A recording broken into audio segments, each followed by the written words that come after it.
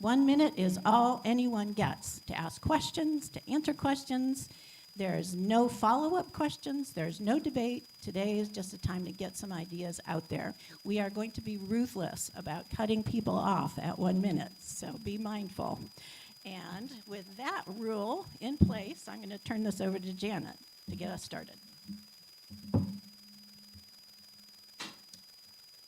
Okay, our goal for today's forum is to provide Salina area voters with information about the candidates in Kansas and Salina's contested races on the ballot for the primary election, which is, of course, going to happen August the 4th.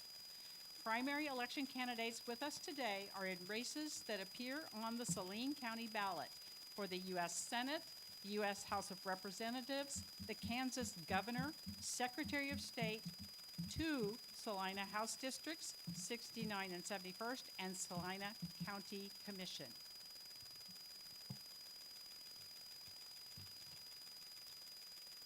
All candidates in these contested races, as well as other candidates for state and local races, were invited to complete a candidate questionnaire, and you can find their responses on our website at salina.lwv.org. The ground rules are as follows. 1 minute opening remarks by candidates. Alternate the order of candidates answering questions. Start with questions from our media panel. Then we will take questions from the audience. Questions should pertain to all candidates, or for audience questions to either all Salina or all state candidates, but not directed to one individual candidate. Candidates will have 1 minute to answer each question. A green sign, go ahead and hold that up for us. A green sign will be held up at the start of 1 minute.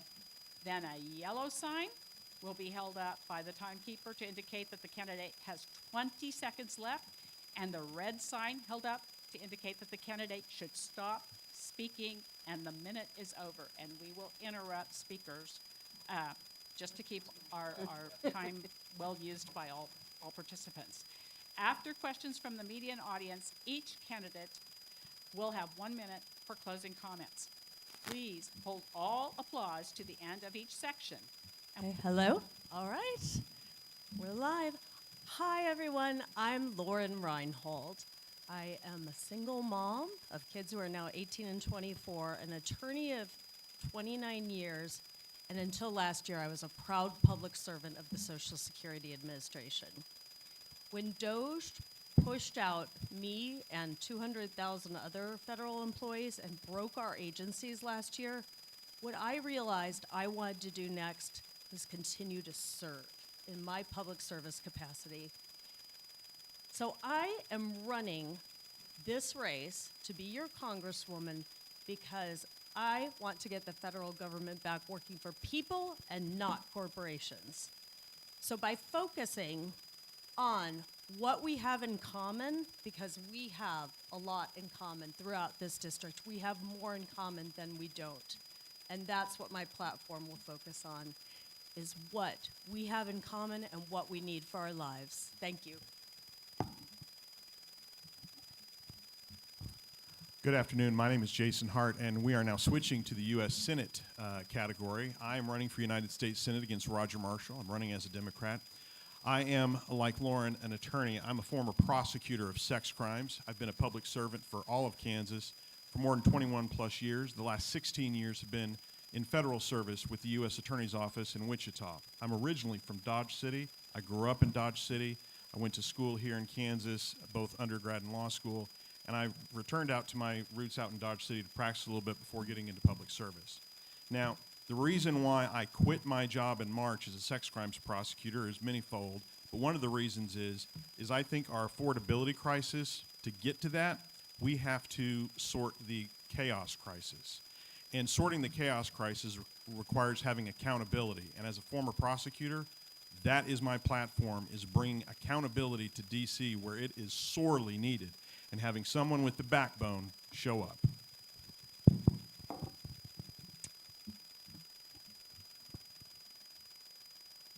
grateful for this invitation and this opportunity to be with you guys today and to literally have a front row seat to democracy in action. My name is Kevin Latz. I'm a father of 3. I'm married to a surgeon wife. I'm a man of faith. I'm a pediatric orthopedic surgeon. I'm also the product of a single family home with the understanding of economic insecurity. I tell you this less to tell you who I am, but more to get you to understand my priorities and my worldview. My focus on this campaign is to identify, promote, and highlight policies that improve the well-being of Kansas children and families. Not limited to universal health care, universal child care, responsible gun ownership, social media regulation for our children. I see this campaign as a continuation of my 3 decades of advocacy for vulnerable populations.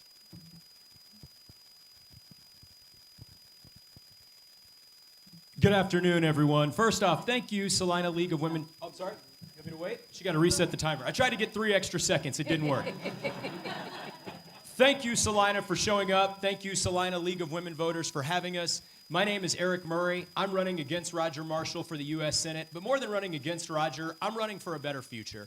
As a public school kid, the son of a public school teacher, I'm a husband, I'm a father, I'm a lover of humanity and community. And what is going on right now in Washington, sadly, and in Topeka, is chaos. Chaos is bad for communities. Corruption is bad for business. We've got to root all of those things out. Loved ones, as I've traveled to 70 out of the 105 counties in this state, we've got to stop dividing ourselves between urban and rural. I've built relationships with Republicans in Independence County who said, go beat Roger Marshall, because we know the basics: education, healthcare, economic opportunity, functioning immigration. We also know we need moral courage, stopping corruption, getting all this dark money out of politics. We're going to talk more about that, but I'm Eric Murray. I would love your support for the United States Senate. Thank you for having me.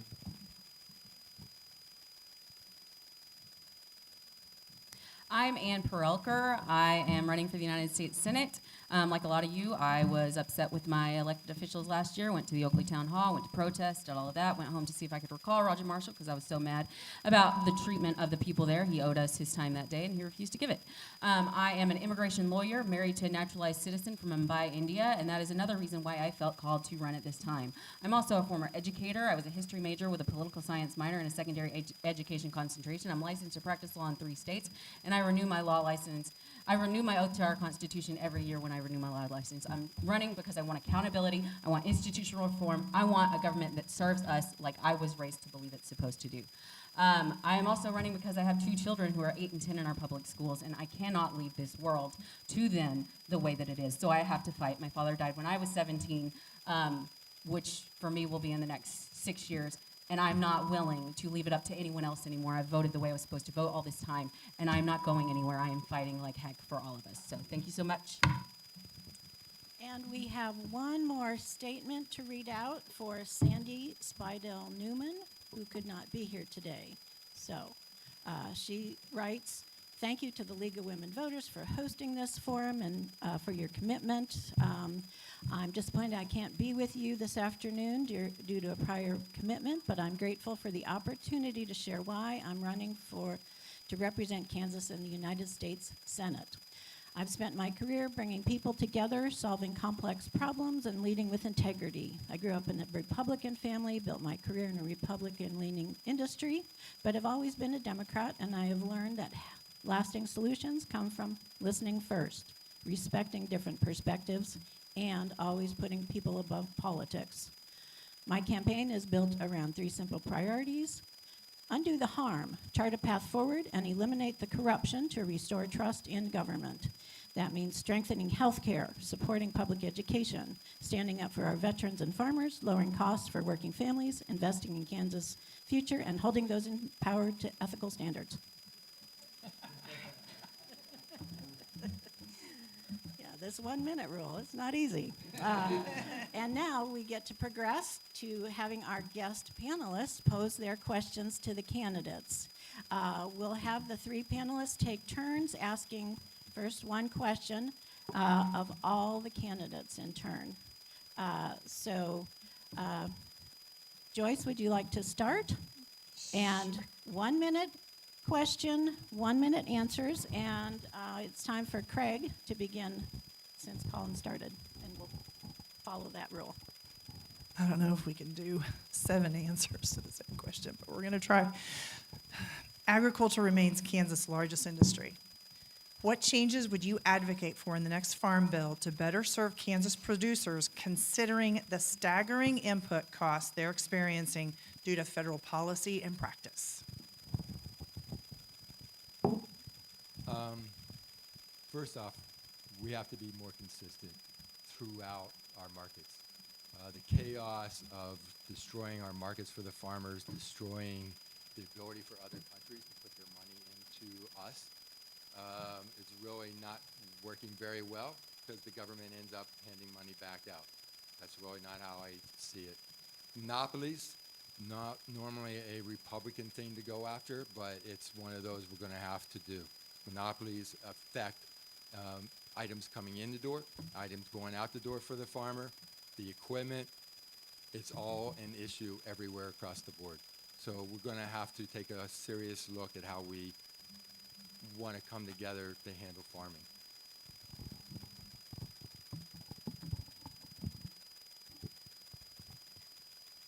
Yes. So we need a new farm bill. We haven't had a farm bill passed since 2018, and it's woefully outdated. So we need that farm bill to stabilize the markets, make sure that the insurance system is fair and affordable for farmers. And we need to increase research because we need to come up with ways that our farmers throughout the nation facing climate change, but particularly in Kansas, can have different crops and research and be ready for that. Additionally, I'd say the last part of that is Congress doing its job. This tariff nonsense and this Congress, including Tracy Mann, allowing this executive to do whatever they want is wrong, and Congress needs to do its job and put its foot down about tariffs.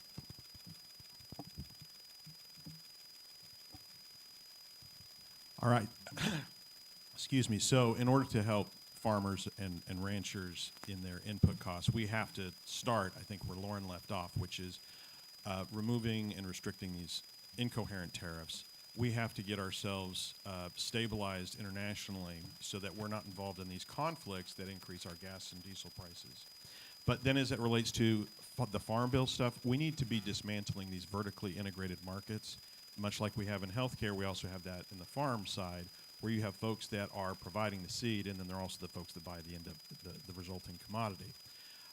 Being from out west, I also know that water is critically important, and we need to aggressively incentivize and help our farmers to adopt new technologies relating to water, whether it's moisture monitoring or better irrigation systems. We desperately need to do that because that aquifer is not going to fill itself, especially while we continue to drain it, and we have to help them.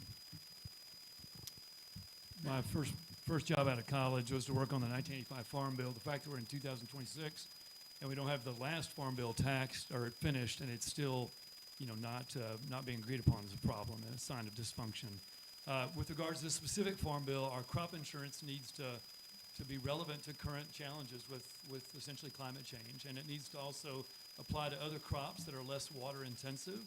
And then we need to fund our state land grant institutions with regards to seed technology and to water technology to be able to make us be able to grow in the next 50 years.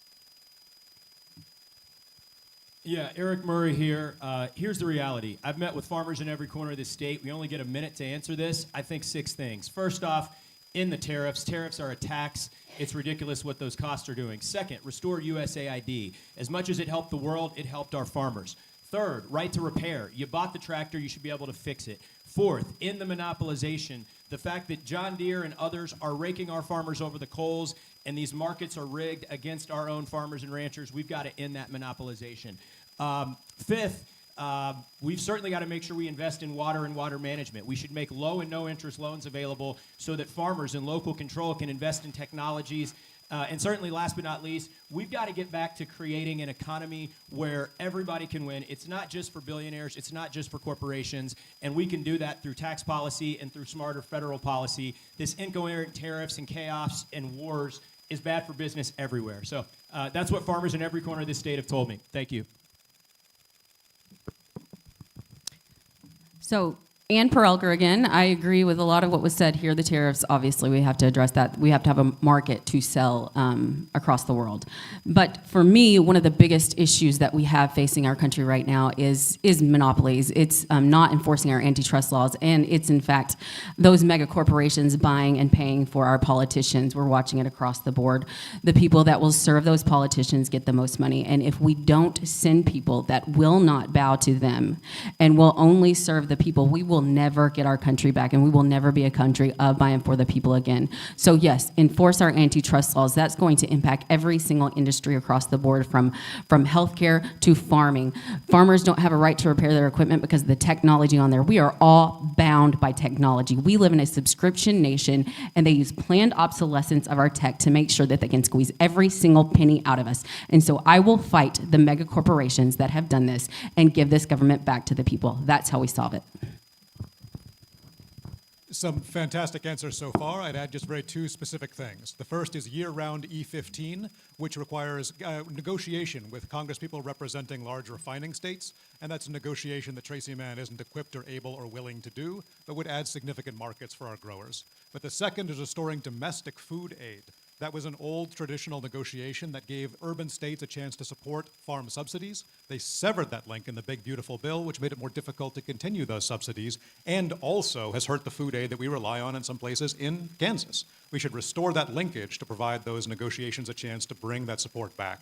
Separately, I also support ending the tariffs, one of my primary policies, but that comes before the Farm Bill and the right to repair. Thank you. Great. Charles, if you'd ask the next question, starting with Lauren. So a lot of people would say that we are in a very a lot of people would say we're in a very divided country, whether it's politically, whether it's emotionally, a lot of different things.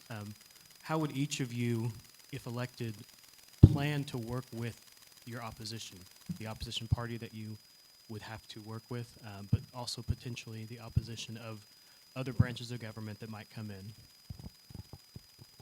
Yes, well, first, as a candidate, I have to work with people who oppose my viewpoint, oppose Democrats out there on the campaign trail, and that's by focusing on the issues that will affect all of us. And really, the same thing in working with, fellow legislators. There has to be more partnership, more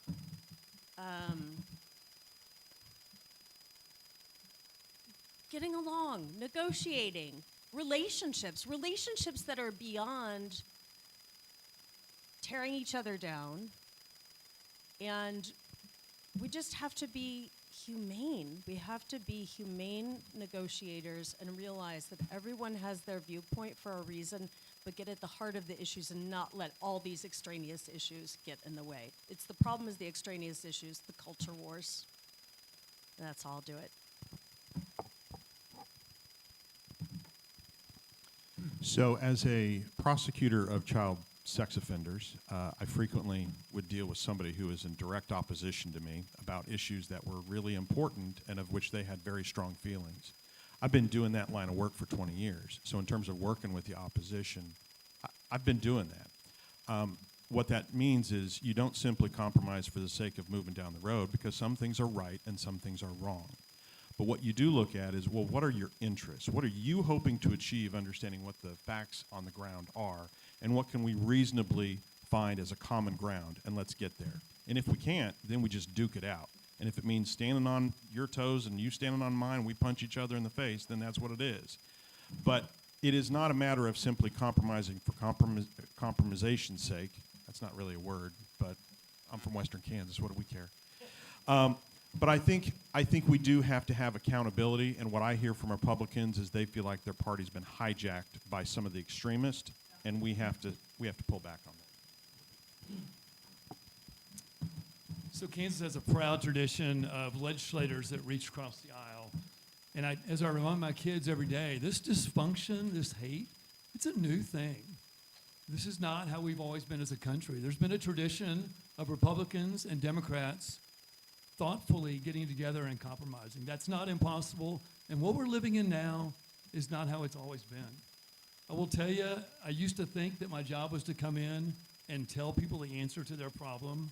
And now I've learned that my job is to sit down and listen and understand where they're coming from and then come to mutual decisions. And I'm a better doc because of that. That being said, some things are literally not negotiable. And so sometimes there is not an opportunity for compromise. Yeah, thank you. Eric Murray here. 3 things that we need to do, loved ones. Problem solving, accountability, and trust. In the problem-solving category, I think we'll agree if we have conversations with our friends and neighbors, irregardless of party, we've got to put people over politics. We've got to put people over partisan interests. We've certainly got to put people over special interests. This is not left versus right issues. This is chaos and intentional dysfunction so that the top 1% or the top 0.1% and corporate interests can rob us, not only of our economy, but rob us of our humanity and our decency, and now today our Constitution. So I think if we focus on problem solving and the basics, we'll find we have a lot more in common than we don't. Secondly is accountability. I think that the reality is whether you're a Republican or a Democrat, right is right and wrong is wrong. And if you did corruption, if you're in either party, we've got to be willing to call it out. And standing, if Clinton and Trump are both in the Epstein files, they probably both need to walk out in handcuffs. We've got to get over partisan. And if we do those 2 things, we'll get to the last thing, which is trust. We got to rebuild trust in government. Thank you.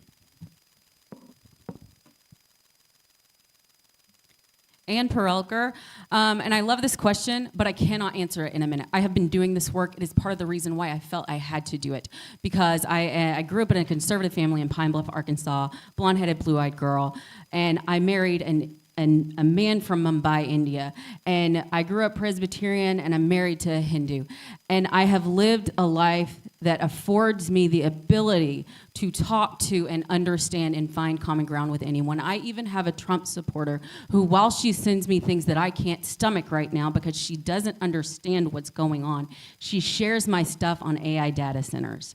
So I can reach the people. I know that I can because I've been them. If I didn't live my lived experience, I might still be. I can genuinely talk to everybody. I can genuinely find common ground. I want to tell you this analogy really, really quick.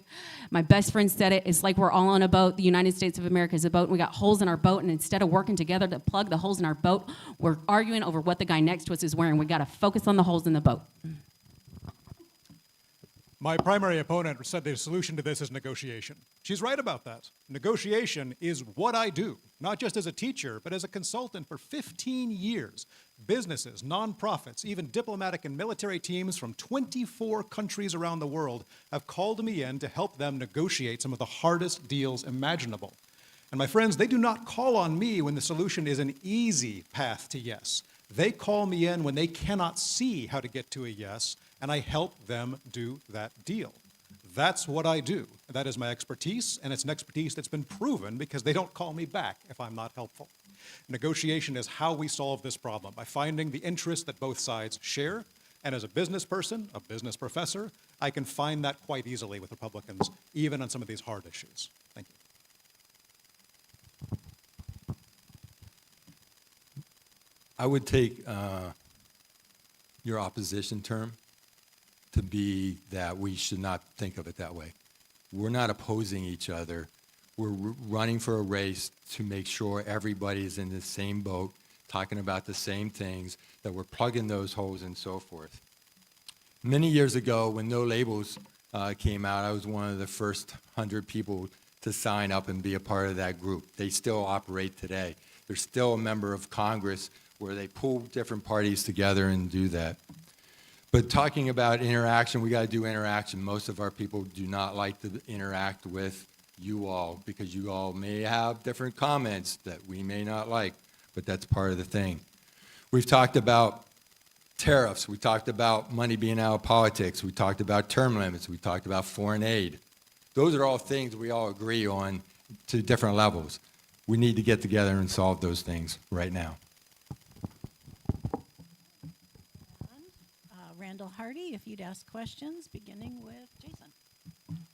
Thank you. I admire everyone for putting your name out there. I've done it myself, and it's not easy, and so I appreciate for you for doing that. In 2026, 1 million Kansas citizens casted a vote in an election I think 238,000 of those were for the House district and $1 million for the Senate. You need dollars to run an election effectively and efficiently. You need activity to get your message out there. And your names are not a household word now. How do each of you plan on making 1 million people in Kansas learn about you enough so that they feel comfortable voting for you?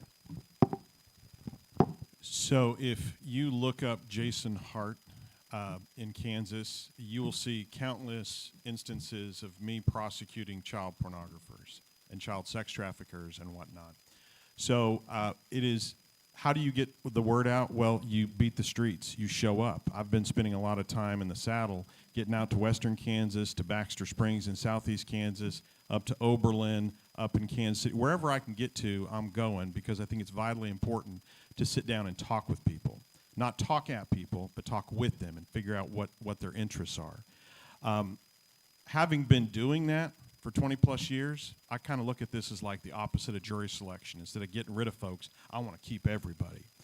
So part of the way that for the U.S. Senate you get word of mouth is the fact that Roger Marshall is so bad.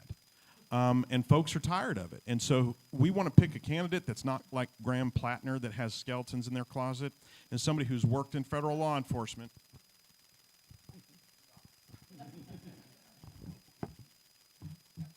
So while I agree that money's important, it's not the answer.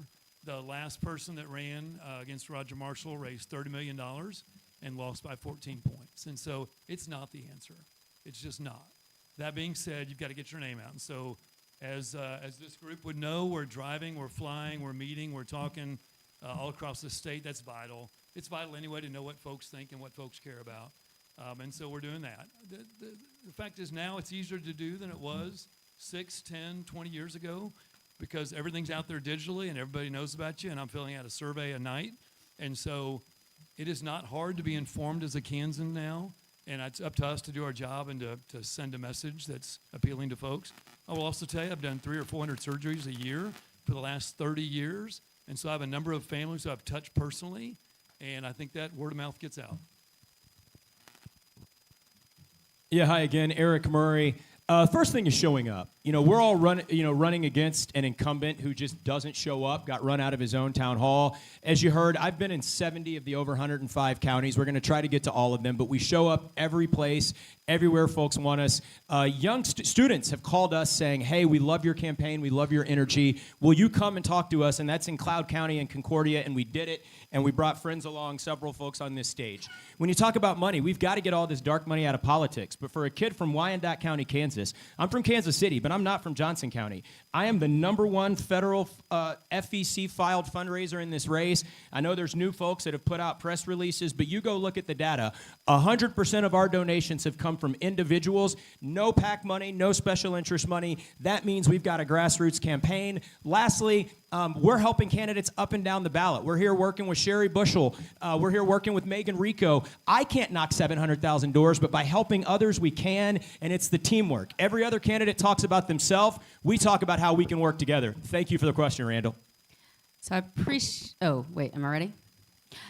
So actually, that's not true. I've actually been helping people across the state since I started last year. I started all of this as the grassroots candidate because no one was stepping up to fight for me. And so you asked me, how am I going to do it? We've done the most with the least amount of money. Nobody's going to raise $1 million now because of the number in this race. We've all had to struggle raising money, except for those of us with political connections and a donor base already built up.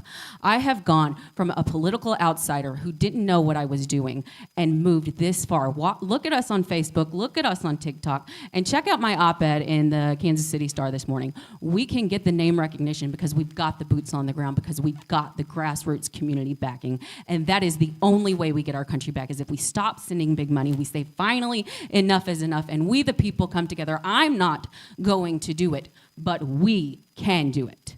So that's how we do it. We the people together, all of us. So fundraising for CD1 is considerably more difficult than for the Senate races because we don't get to touch Kansas City in the same way. But we've done quite well. I've managed to raise more money than the last two candidates for this seat combined, more money than 5 out of the 6 prior candidates. We're happy with that, and we're spending it on radio advertisements and Facebook advertisements and print advertisements to get our name out there. But more importantly than that, we've had a strategy of looking for endorsements from significant Kansans to signal what I'm really about, what our strategies are, what our goals are, and that's also been quite effective.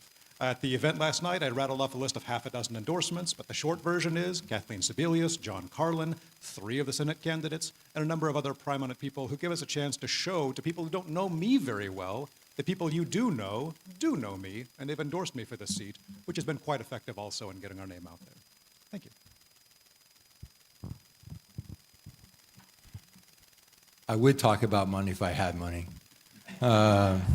So the reality is whenever you're running against an incumbent in the same party, you get cut off pretty well. So that's really not what I'm talking about. We're getting on the radio, we're in podcasts, we're being very selective. We're going out knocking on doors. I've been from the Northeast to the Southwest to the Northwest. People will see my signs here and there. They'll see my cards, so forth. So getting out and about is the primary way for me to do it. But honestly, it's the whole entire group up here getting people to that tipping point. Do you want to get up and go vote, or are you going to stay home and put up with everything that's going on? That's the tipping point, and everybody in this race is together on that one.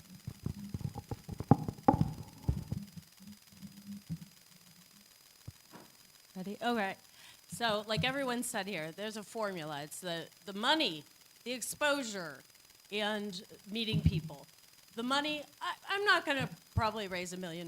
That's the reality, because I'm not taking PAC money that does not align with the principles of this platform. So I like to say there will be no corporate PAC money, most likely, unless there's a wonderful corporate PAC that does align. As a former federal employee, I've gotten great press in a few different publications, including an interview on PBS NewsHour and exposure in the New York Times and a few other publications. And really, it's about getting out there, traveling the 18,000 miles that I have so far, meeting with as many people as I can, and doing this campaign on a shoestring. I stay at the Best Inn when I'm in town here. I don't stay at the Marriott. I drive my car that has over 100,000 miles on it. I don't claim mileage on it, just gas.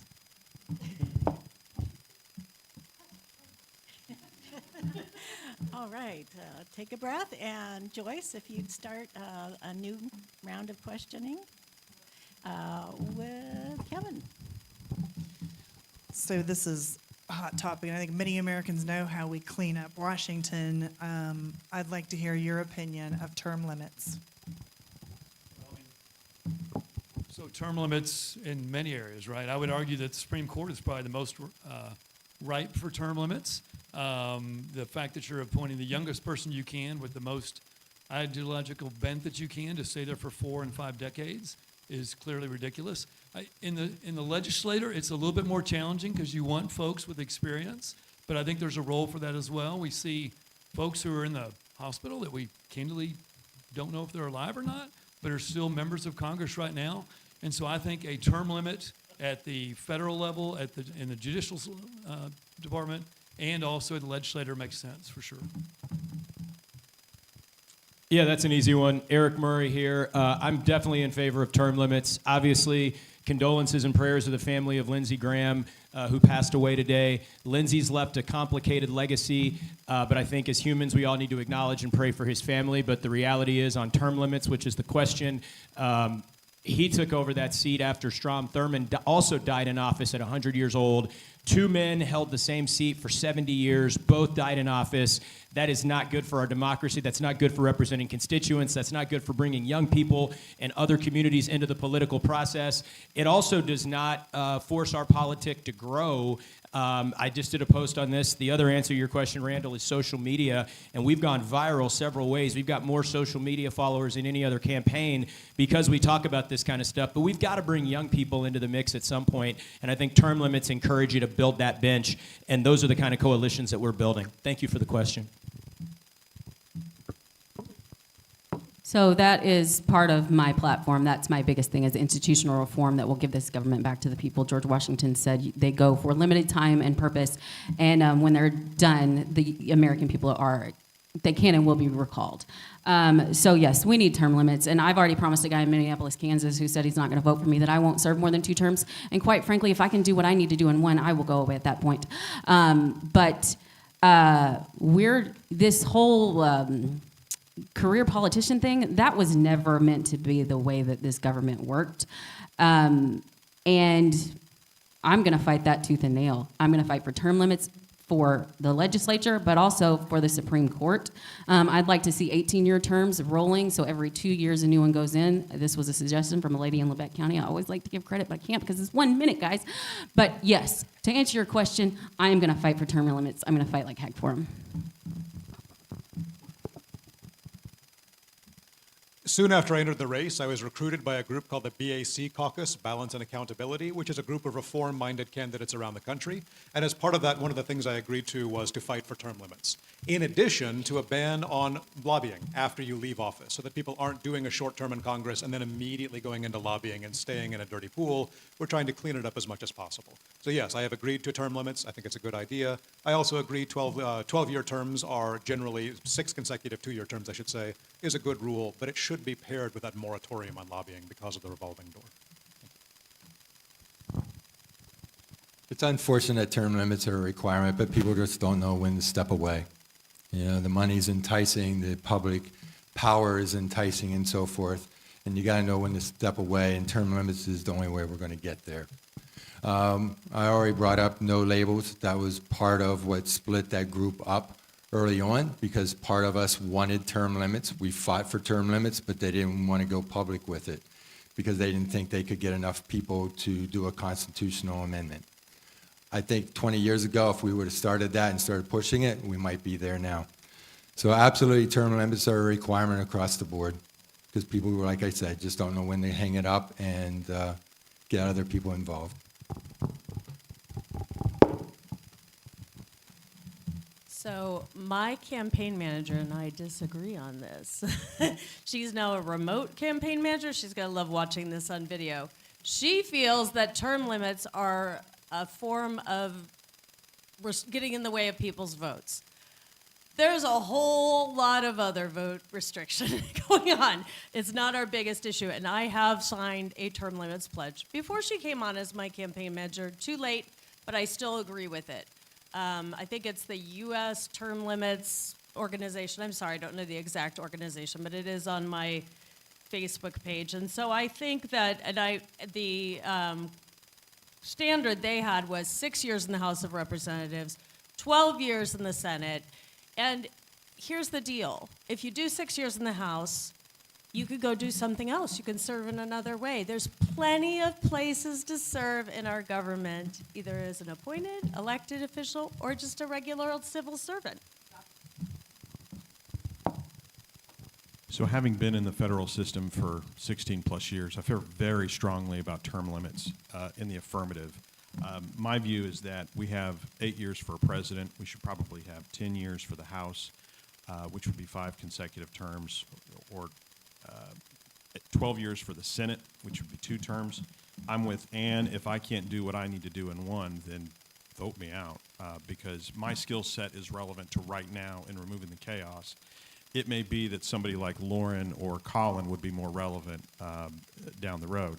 I think our courts, though, could also benefit from term limits, and I think something like 18 years, something longer, because the way the courts affect us is generationally. And having folks, I served in front of Judge Wesley Brown, who was 104 years when he died on the bench. He had been there since 1963. That's great, but that's too long. It's just too long.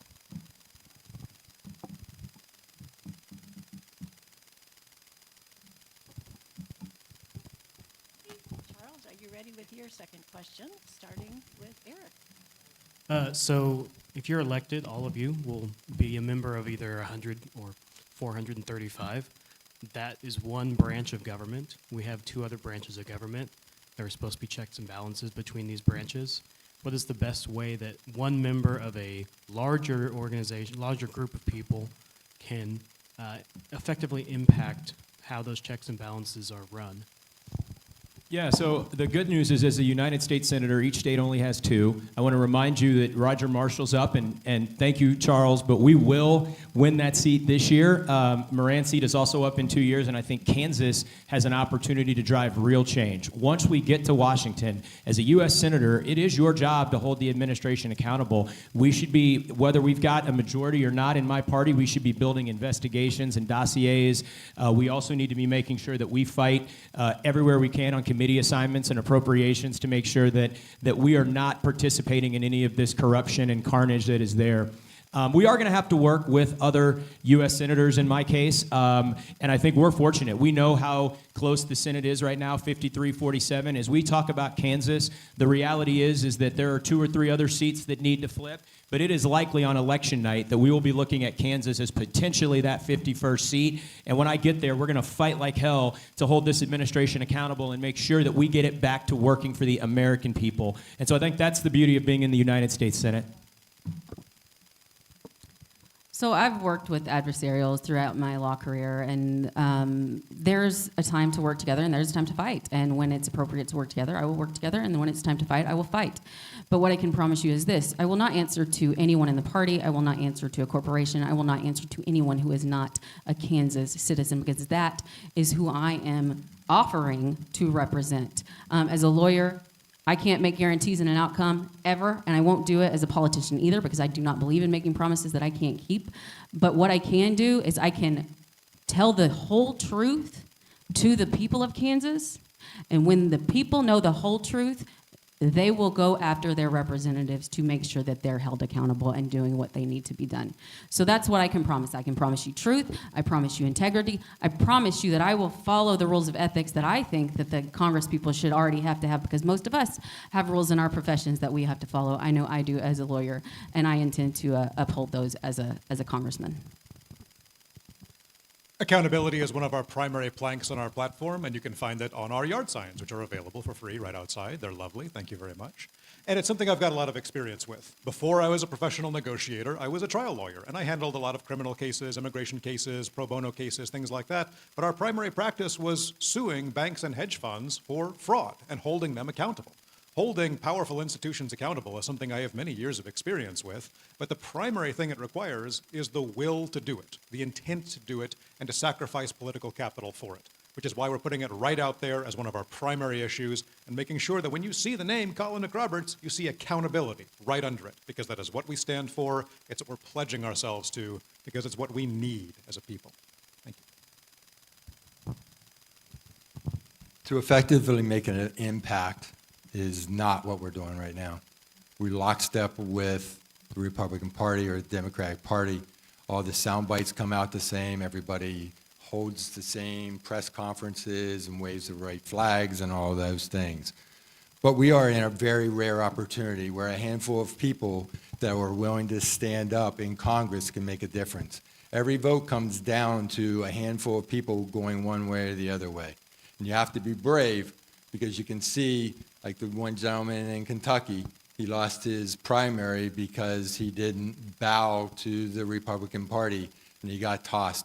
But he could have stood up. We need to stand up and fight for what we believe in and work together as Kansans to get there. It's a very rare case that we have right now. We need to take advantage of it.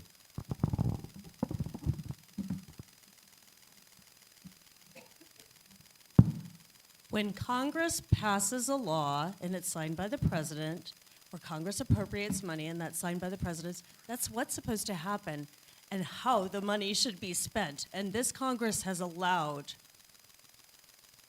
tons of things. I mean, I can't even list them all. We're going to even find them out over the next few years that have not been followed. The law is not being followed by our executive branch. Congress needs to take its investigatory power back. And both houses of Congress have investigatory duties and ability to hold hearings. I talk to a lot of people who say, Congress doesn't do anything. Well, if we have a majority in the House and the Senate, Congress will do more on these hearings. And I will say, I'm an excellent investigator. I may not look like it, but in my time in the government, I have done a lot of investigatory work. And I have raised 2 teenagers, now 18 and 24, and let me tell you about investigation.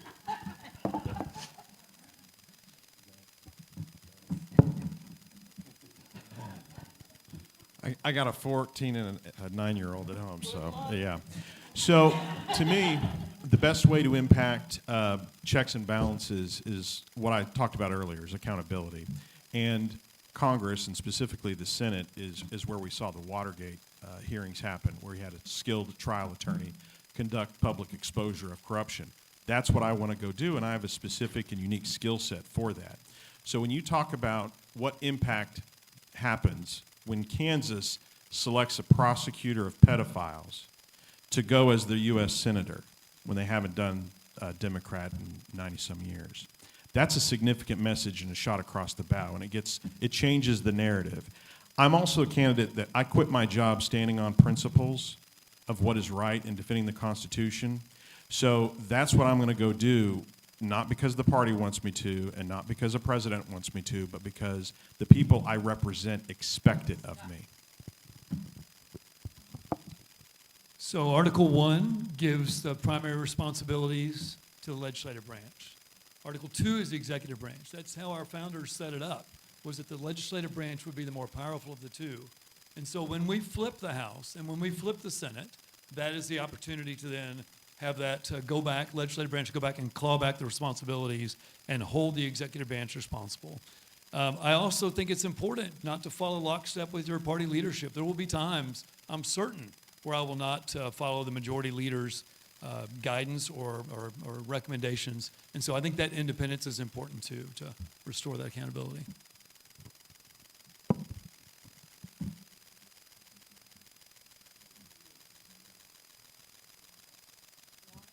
Can I get to go again?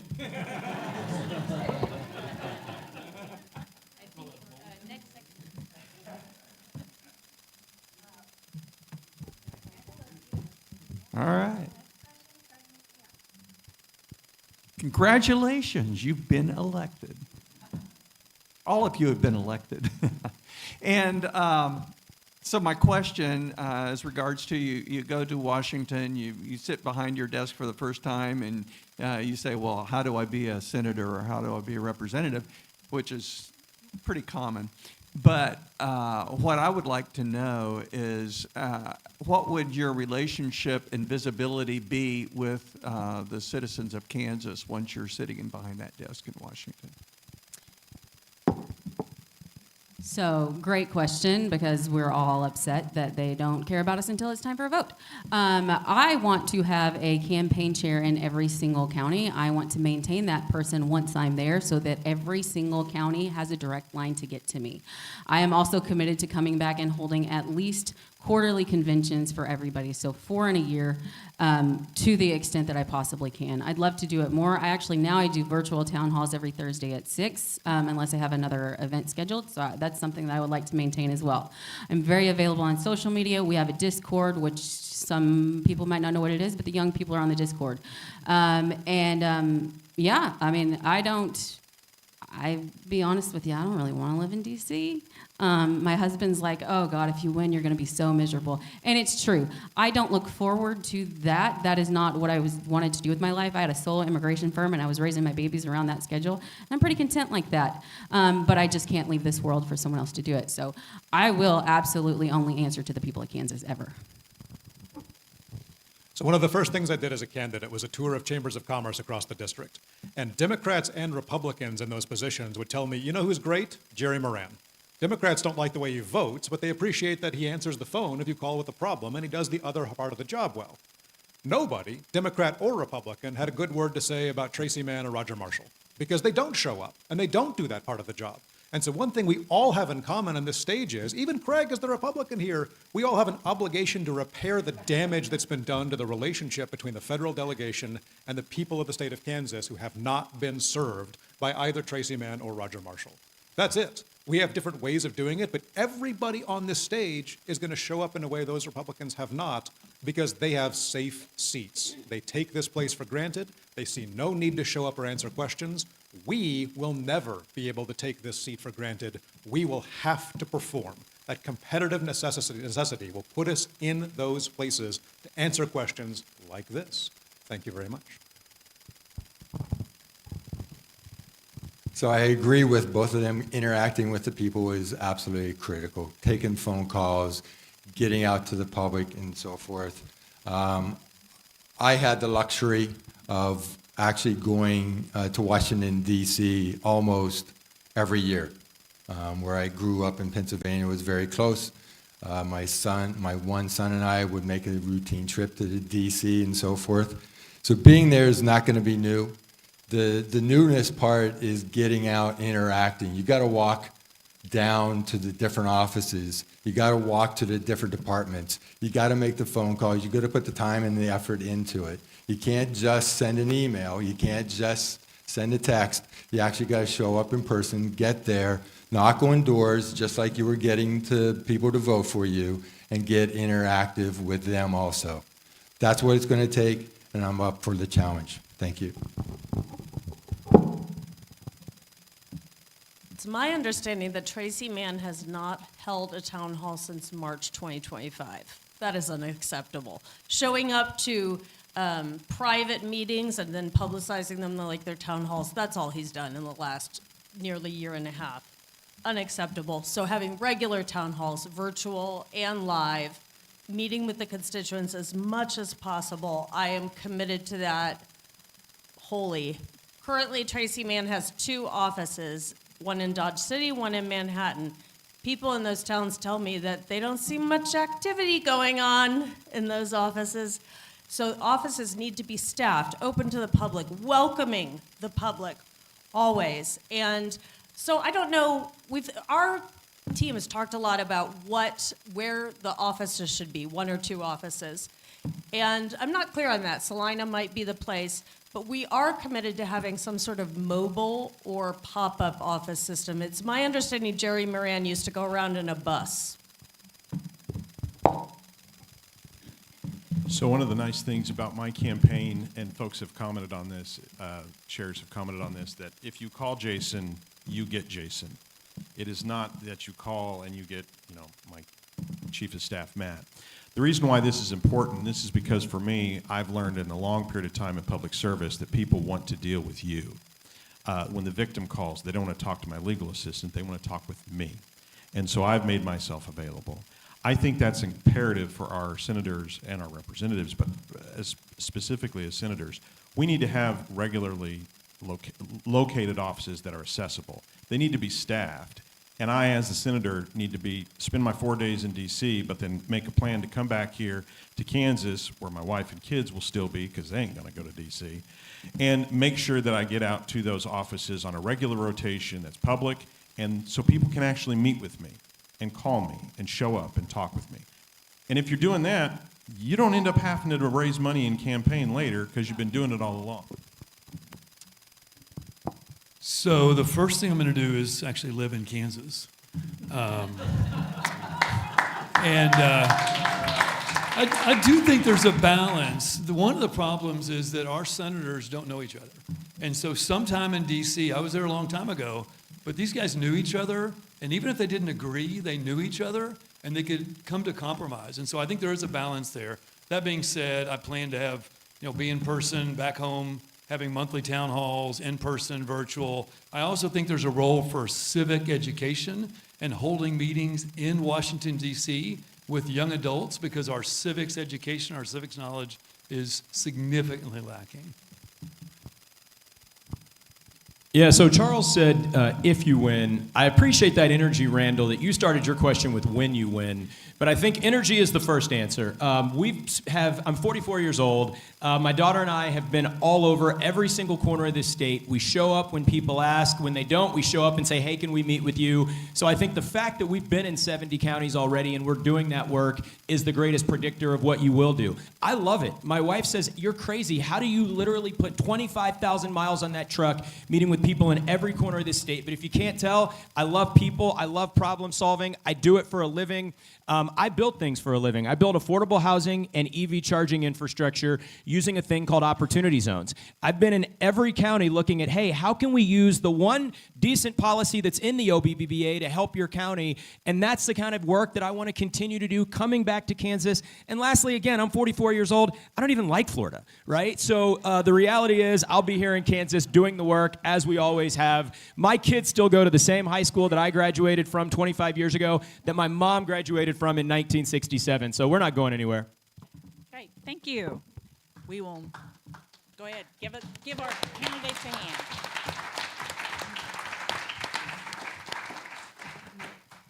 We will now take questions from the audience. We've allotted 25 minutes to this part of the program.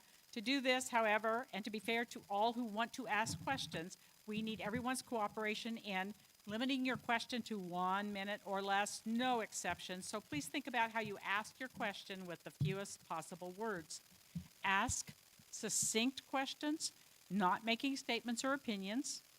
Avoid questions that require extended, multiple responses from the candidate. So please do not address your question to one candidate. Your question should be addressed to either all the Senate or House candidates, and in the second session, all state or Salina candidates, not a particular candidate. The timekeepers will give the audience members the same signals as the candidates had, with a green card for the first 40 seconds, a yellow for the for the last 20 seconds, and a red card when it's time to stop. That said, please line up behind the microphone so we can bring this part, begin this part of the program. Do you want me to go move that?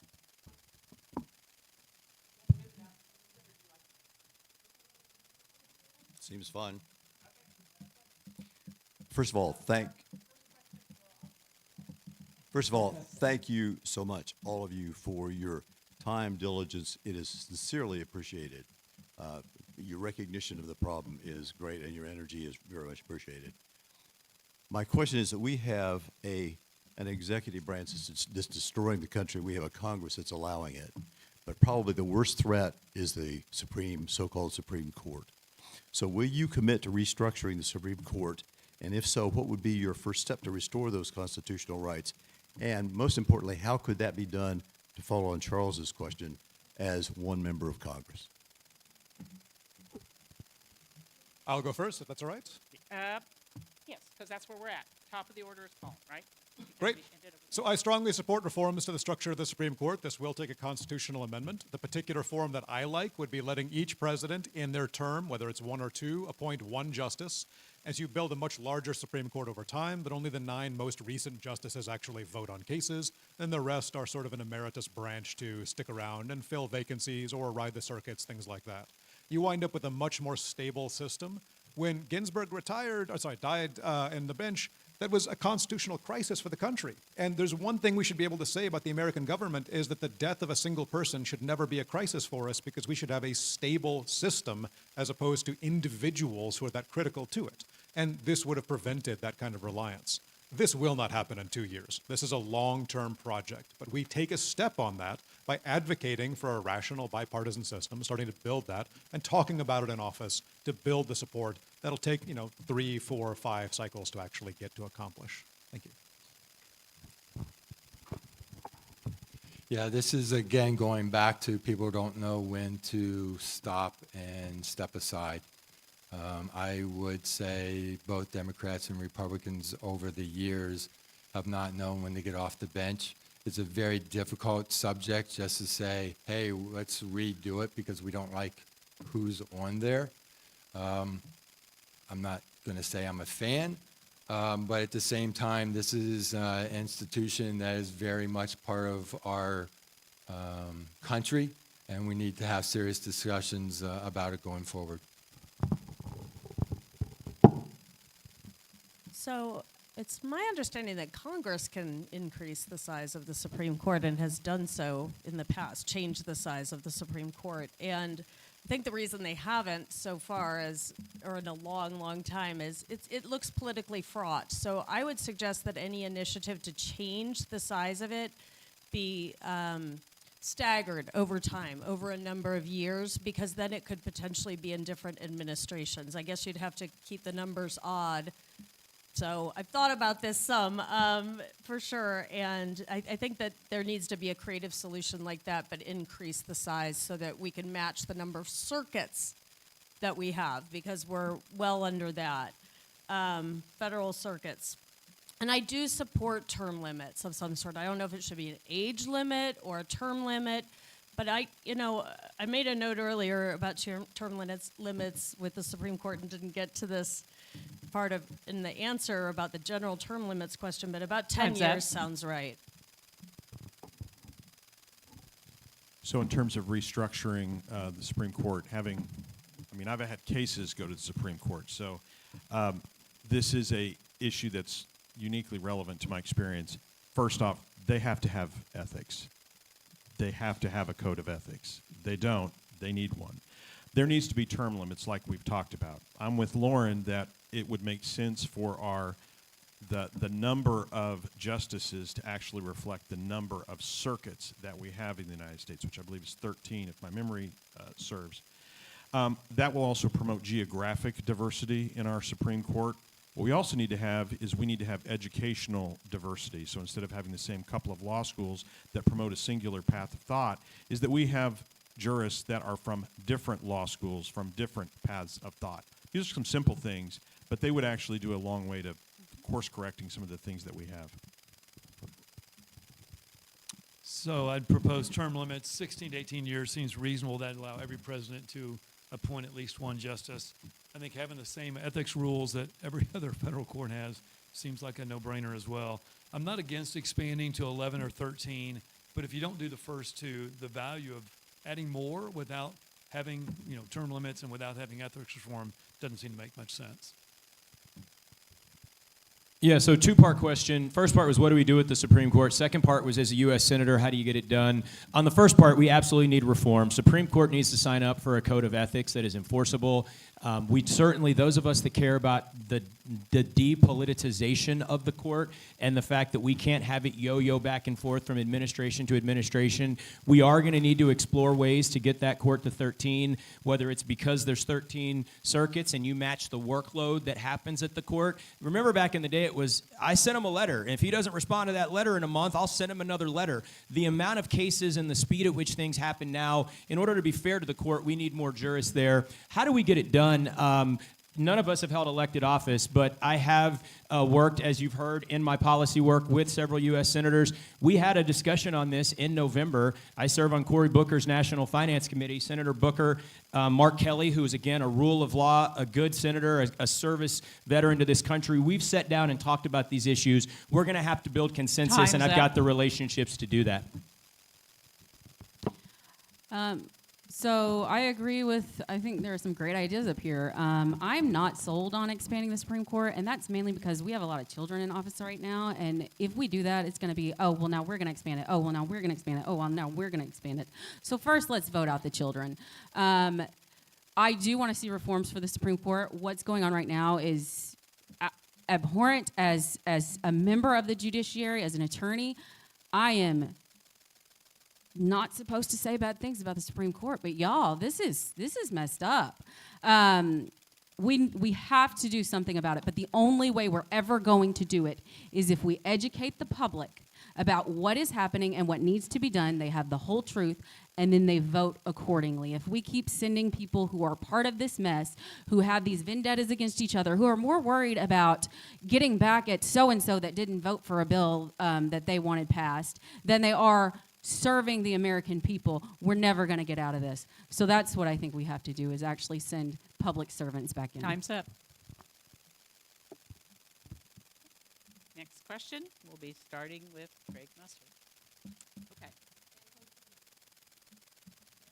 So President Trump's budget proposal for the next fiscal year completely eliminates funding for adult education services, such as preparation for the GED exam and instruction in English language. His rationale for cutting these funds is that adult education has, quote, inappropriately incentivized illegal immigration, unquote, even though now we are required to have proof of eligibility from our students. According to the National Reporting System data from 2023 and 2024, Kansas has more than 150,000 adults ages 18 to 69 without a high school diploma. Also, there are over 100,000 adults in Kansas that speak little or no English. My questions to you are, what do you know about adult education, the value of it? Where do you stand? Adult education is something that I basically do for a living as a safety director. I teach adults how to be safe, how to do their jobs correctly, and so forth. I would say our budget system is totally screwed up at the moment. Priorities are way off base. Education is critical. You're talking to an individual that has a bachelor's degree in physics and chemical engineering. I have a master's in business administration and safety. So education is critical. I am always for people learning, period, across the board. As adults, need to understand new languages. I'm often amazed how people come from other countries, know their language, learn our language, and we get upset with them because we can't speak their language also. They already speak two, we speak one. I'm not sure I understand why we want to degrade their abilities. But that's where I stand. Thank you. Lauren Reynolds. So the most I know about adult education personally is that my son got his GED. He didn't graduate from the high school in Lawrence. He was troubled and had some issues. And I'm grateful that that program was there. And we need that we certainly need to have it available for a lot of people who can't complete high school for one reason or another, whether it's academic, whether they're troubled, whether they're in prison, whatever. We need to have that. We need an educated society. An educated society is critical to our civic structure as a democracy. And so I am full force about funding with that. And it's like so many other things that DOJ has cut and that this administration has continued to cut. We can't afford it if we tax the rich more, period. And that's the drum I will continue to beat, is we tax corporations, we tax the rich. Yeah, you can clap for that.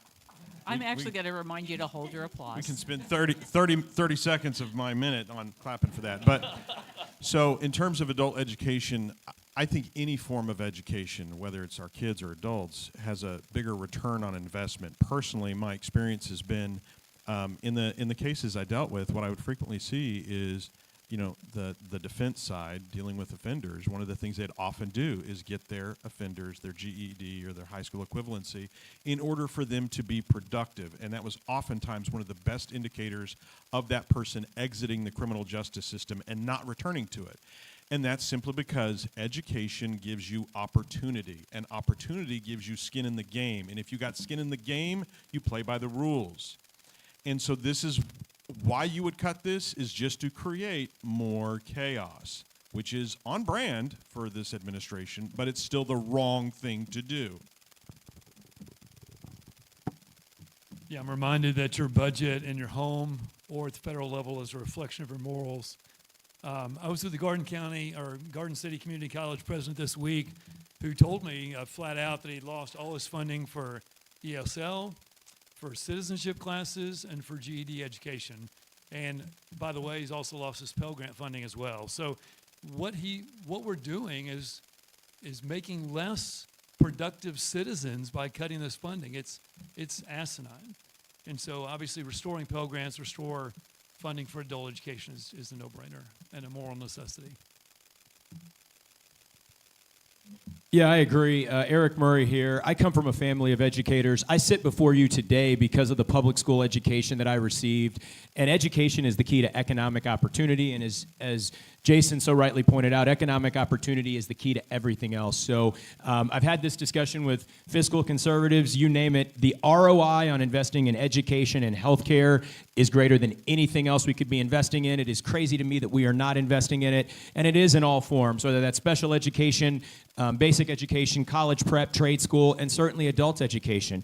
We have to recognize that this economy is changing. And with the rise of AI and the rise of other things, we are going to have to be prepared to upskill workers and reskill workers. And it worries me the amount of conflict that is going to come from the job losses and the economic inequality that we see. And if we do not invest in education in all forms now, I think that does not bode well for our society and our future. So education is absolutely key. I love the question.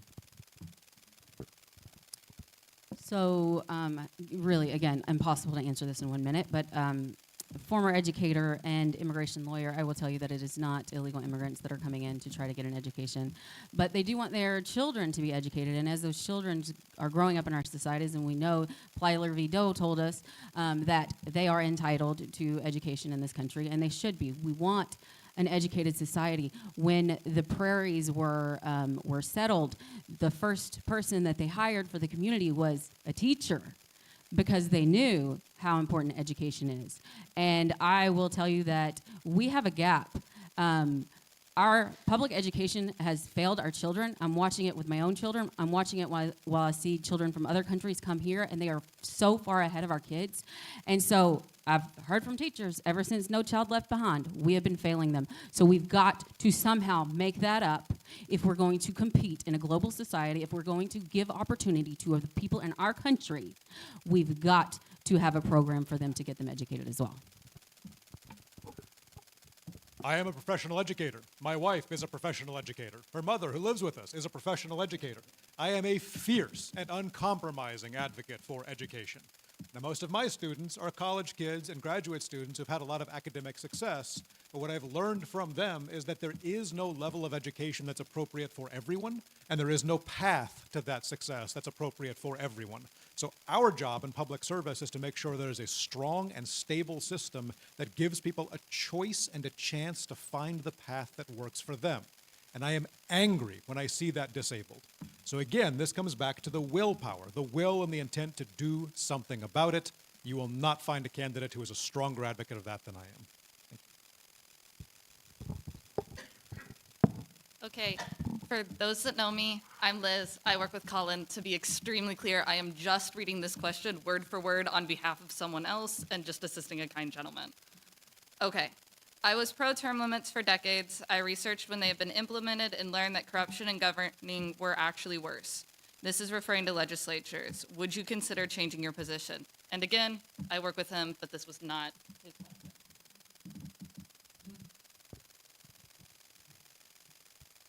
I guess I would always, first of all, I would always consider changing my position with more information. I think some of the best leaders we have are ones who can admit that they were wrong and pivot, right? So certainly with the right information, I don't have that information yet, but we do have to do something about corruption in government. One place to start is not allowing members of Congress to do stock trades. And not allowing the president, for instance, to give contracts totally against federal contractor law that I used to work with in my job in human resources learning, and favoritism. We have seen untold corruption with this Trump administration, and it's going to keep going. And enriching himself, the president also should not be able to trade stocks. But I think we just have to take a multi-pronged approach, is my opinion. Thanks. So if I understood the question, it is, would you change your position if you learn that the term limits promote corruption? I have not seen that research. I understand some of the ideology about it is that as folks in the end of their term, then they start thinking about where they're going to go, and so then they start making deals to sort of have that sort of golden parachute. That already exists. And so I think the better thing is to have term limits.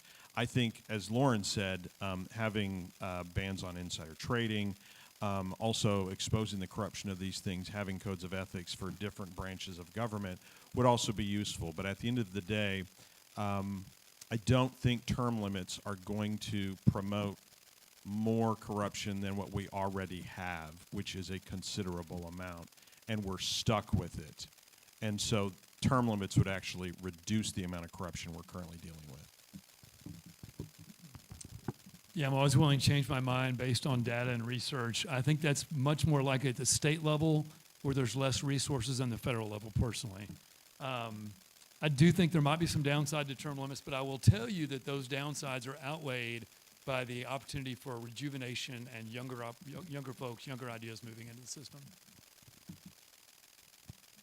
Yeah, so Eric Murray here. On term limits, I am pretty firm in that stance. The reality is that until we can get to a government that respects a code of ethics, that passes the baton to young people, that encourages new ideas, that is representative of all of us, I think we've got to do something. It is sad to me that we have that false choice. If we had a few of those other options and reforms, we may not be as adamant about term limits. Always willing to have the discussion. I want to share with you in transparency a conversation that I had a UAW leader. Again, I'm from KCK. We've got a big Fairfax plant, and a UAW leader, Ms. Burks, challenged me in my UAW interview, and she said, "Do you realize Eric is the only African-American candidate on this ballot that term limits have been used selectively when African-American communities get a little bit of power, they're used to weaken that?" I had to listen to that and really take that in, and so I think we need to be aware of those things. I appreciate Ms. Burks bringing that to me, but again, we need to work holistically to reform our government, make it work for the people, and right now that means term limits. Yeah, I'm kind of in agreement with Eric here. I'd love to see the research, so whoever has that, please give it to me. The arguments that I've heard against term limits were we'll have people that are more susceptible to influence by the lobbying industry. To that I say, well, it sounds like we need to reform the lobbying industry. And the other thing is, inexperience. And to that I say, I've learned all sorts of areas of the law over the years. When you practice in courtrooms, each judge may have different rules that you have to follow. And as someone that's going to serve my country, not to be a politician or a senator for my life, when I leave that place, my phone will always be there for anybody that succeeds me, whether I agree with them in policy positions, whether they're part of my party, anything like that. I believe that they're meant to go and serve, and if we start sending public servants, which I think we will be able to if we can get these people out and commit some pass some campaign finance reform so we don't have this misinformation and malinformation and get correct information out to the people, all these problems will be solved together. So I strongly agree that corruption is a problem in Congress. As a member of the Balance and Accountability Caucus, I committed to both term limits, but also to banning all trading of instruments, financial instruments in Congress, not just insider trading, because I think it's vital to get rid of the corruption at that level. But I pair my support with term limits with a support for another structural reform, which is uncapping the House of Representatives to increase the number of representatives, which decreases the size of districts. It's harder to corrupt a politician when they're closely tied to their community. It's easier to corrupt somebody like Tracy Mann when he never shows up and he has nothing to do with your particular town in Kansas and won't come there and talk to you in the first place. But if your representative represents a smaller area and a smaller number of people, it's harder to buy their interest and buy their attention. I think it's a much safer path for Congress. So I would like to see term limits, but paired with a larger number of representatives and smaller districts for more transparency and to make it easier to fight corruption in the future. All right. Craig Musser believes that each other has to be held accountable. So if you're in Congress, you have to hold each other accountable. There are committees that you can take other congressmen or congresswomen and lay out your case of why they're not holding their duties, which I would say right now get in line because there's quite a few of them that need to be there. The Code of Ethics was brought up earlier about the Supreme Court, but I would say across the board Code of Ethics and holding yourself to that makes a difference. Why would I change my opinion? Based on research and science. Science is a real thing, research is a real thing, and it needs to happen more often than not. Also, I think League of Women Voters is an example of how groups need to get more people involved. All right? Term limits, vote them out. How do you vote them out? You got every 2 years, every 6 years, and so forth. But you got to get people involved. You got to get people to want to get them to that tipping point. Okay, we have 2 questioners left. And because we only have time for really one whole table sweep, the first questioner is going to direct her question only to the Senate hopefuls, and our last questioner will direct hers to the House candidates. Good afternoon. I am committed to fiscal responsibility, and if my memory serves me correctly, our son Eisenhower was the last that had a zero national debt, and he had a balanced budget during his terms. Now, there have been some balanced budgets since then that I'm aware of. What would you do to save programs like our United States Postal Service, Social Security, and the programs that the citizens of this country depend on by balancing a budget and holding fiscal responsibility and decreasing our national debt? So, I got 1 minute? Jeez. All right, so first thing, I'm going to try to remember all those pieces. Social Security, you got to get rid of the cap on Social Security earnings so that folks, if they earn more, they still continue to pay in. Relative to funding these other things, we don't have a spending problem. We have a what we prioritize problem. So when we spend money on these foreign wars, that is what has exploded our national debt. And so we need to be using more of our soft skills of diplomacy and USAID to ameliorate our conflicts abroad. We're going to have to change our tax structure to uncomplicate it, to close loopholes, which I understand loopholes are basically deductions. And I think we need to centralize that more to our corporations and require them to pay more and pay their fair share. There's no reason why Amazon, who uses more of the infrastructure of our country and the benefits of our governance and law, pays less in taxes. That was good, though. That was good. So we're handing our kids a disaster. And again, I'll go back to immoral. This is immoral, what we're taxing, what we're leaving our kids. So you got to tax inheritance and capital gains like you tax wages and labor, number one. You've got to increase the corporate tax rate, thank you. To save Social Security, as Jason alluded to, you've got to abolish the 160K limit. And then, frankly, you need to have graduated payments for Social Security. If I'm retiring with $15 million, I should not get the same amount of Social Security regardless of how much I paid in versus the person that's living literally off that only. Yeah, this one's simple. There is no romance without finance. There is no romance without finance. Don't tell me what you love, show me your budget. We don't have a funding problem, we have a priorities problem. If you love war, go fund war. If you love billionaires, go give them tax breaks. The reality is we need a government that loves American citizens, that loves us, that wants to invest in healthcare, that wants to invest in education. If you love seniors, keep Social Security solvent by raising the cap. We've got to make sure that we tax the folks who have used the infrastructure of this country to build extraordinary wealth at the same level that we tax teachers and firefighters and laborers. And so we've got to build a fair tax code. We've got to reprioritize our spending. We cannot continue having a party in power that says that it is fiscally conservative, that adds $1 trillion a quarter in debt that our young people are going to have to pay while those octogenarians are dying in office. So we can do this by reprioritizing and fixing our tax code. We have enough money. We just need to have the love and the courage to do it. Eric Murray for U.S. Senate. Thank you all. So I agree with a lot of what they said, tax the daggum rich. But past that, I also, hear me out, want to go after the fraud, waste, and abuse. Not the crap that they said they were going to go after, but this buddy deals, this no-bid contracts, these people in Congress or the president's office paying their buddies outrageous prices for services and parts that they don't cost that much. So there is fraud, waste, and abuse, but if we start looking up for it instead of at the lady that's just trying to make ends meet while she raises her kids, we're going to find a whole lot more than what they say that they got doing Doge. So I'm for that, but actually doing it. Ann Perelker. I want to ask a version of this question basically to the House members, and it's particularly appropriate for them because the House is control of the federal budget, and their first responsibility is setting budget.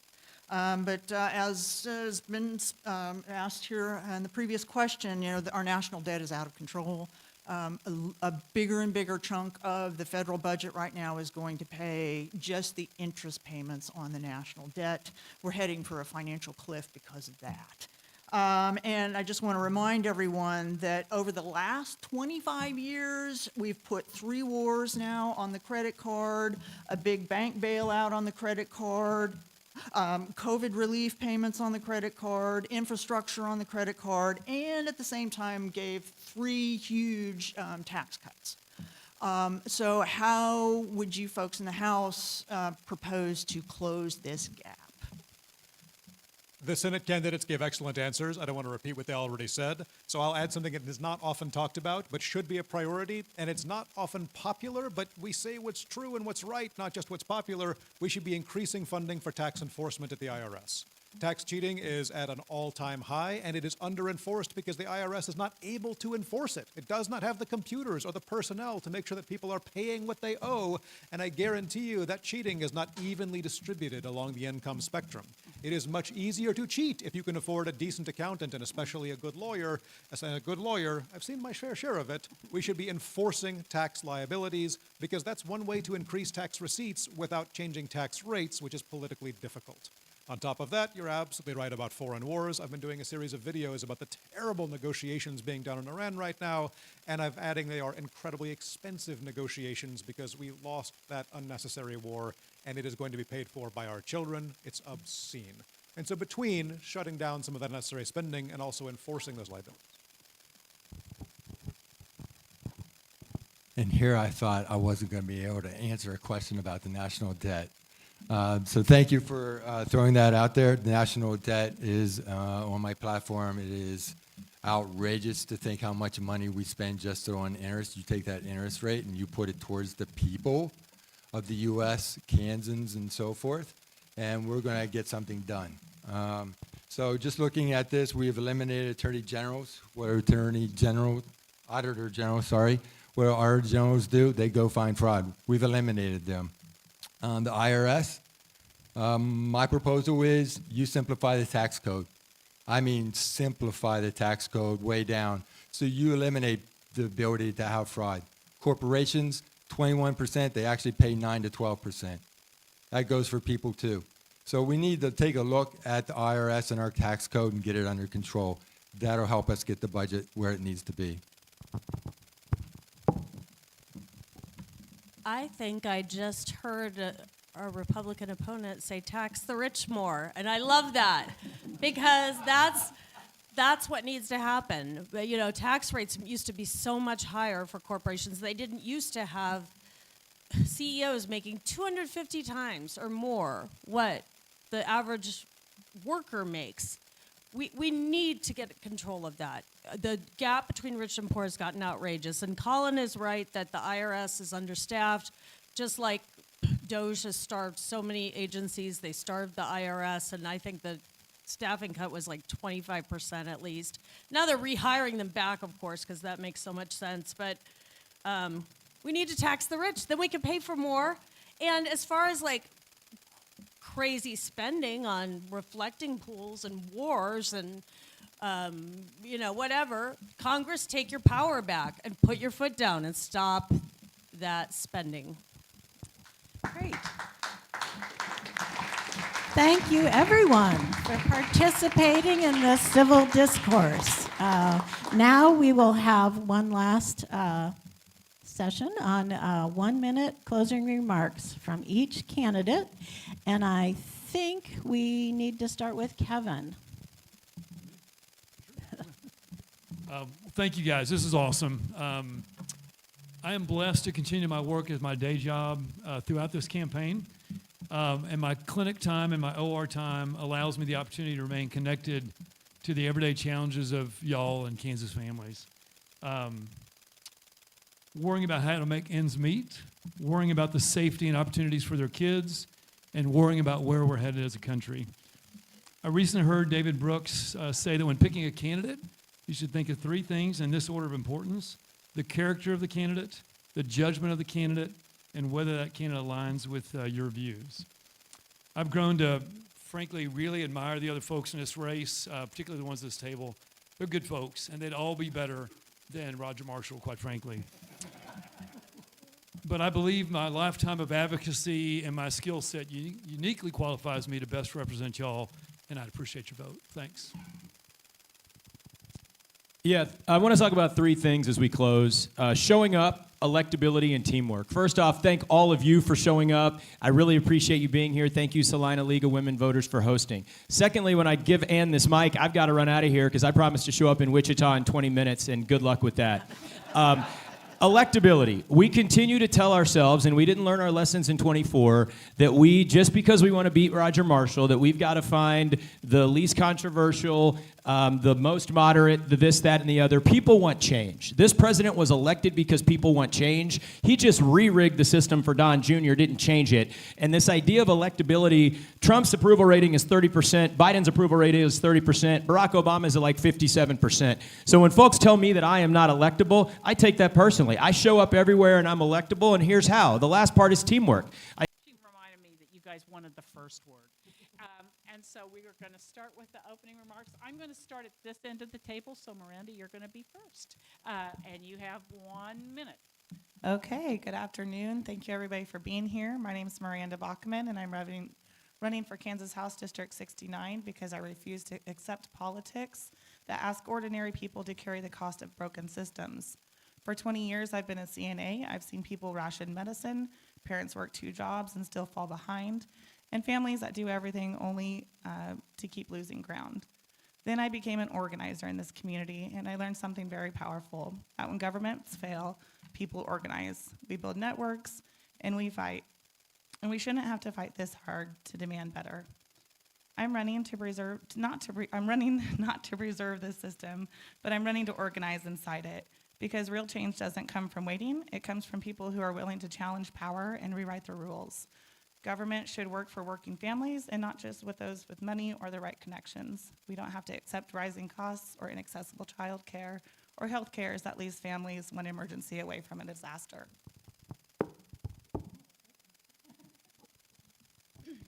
Good afternoon, everyone. My name is Megan Rico, and I'm running for the Kansas House because I believe every Kansan deserves a life with dignity. As a registered nurse, public health educator, single mom, and 6th-generation Kansan, I've spent my career standing beside people during some of the hardest moments of their lives. I've seen families forced to choose between paying for groceries or filling a prescription. I've seen teachers stretch to their limits. I've seen hardworking people do everything right and still fall behind. We can do better. I'm running to fight for fully funded public schools, affordable health care, stronger local communities, and an economy that works for working people, not just those at the top. This campaign is not about politics, it's about people. It's about making sure every child has a chance. It's about every worker being respected, every senior that can age with dignity, and every Kansan has something fighting for them in Topeka. I'd be honored to earn your vote and to be that voice. Megan Rico for District 69. Hi, I'm Sam Lane. I'm running for Secretary of State. I am 45 years old. That means I spent the first 10 years of my life in the Cold War. Anyone who survives the Cold War remembers we were always told freedom isn't free. That's why I'm running, because these are times when freedom needs defending. Our democracy, like any democracy, only works if we have fair elections. You've probably never heard of me. That's because I am an outsider in politics. I'm working class. I'm not rich. I'm not anything you usually expect from a politician. That means I don't have a lot of experience in politics. I have a plan to make that up. My first year in office, I intend to visit every single county's election office in Kansas. There are 105 counties, 52 weeks in a year. This is doable. All right. Good afternoon. I'm Ethan Corson, and I'm running for governor of Kansas because as a father of 2 young boys, I will do anything to make sure that Kansas is a place where our young people can grow and thrive. You know, 7 years ago when I became a dad, the future of Kansas stopped being an abstract idea for me. It was holding my hand, it was sitting in my lap, it was calling me dad, and it was asking me questions from the backseat. And when I looked at what was happening in Topeka, I could not just stand there and do nothing. Our public schools were under attack, Healthcare was too hard to access. Costs continue to rise.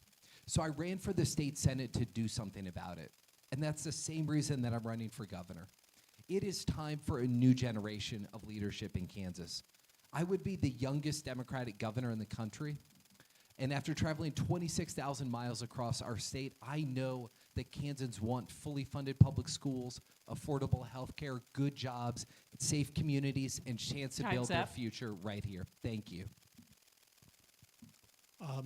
My name is Kurt Skoog. I'm running for governor as well.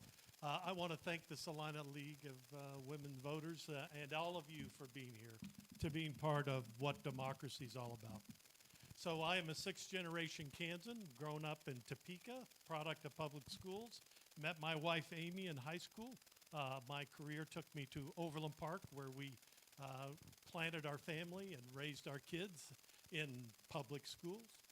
And now I'm blessed to have 6 grandchildren, 3 of which are in public schools and 2 that hopefully will be soon as they get ready for school. But I've been an elected official for 21 years in Overland Park, the last 5 as mayor. And what I have learned as mayor is how you build consensus to get things done. And the next governor of Kansas needs to build consensus, get things done, and get rid of all this bickering and division that we have in this state.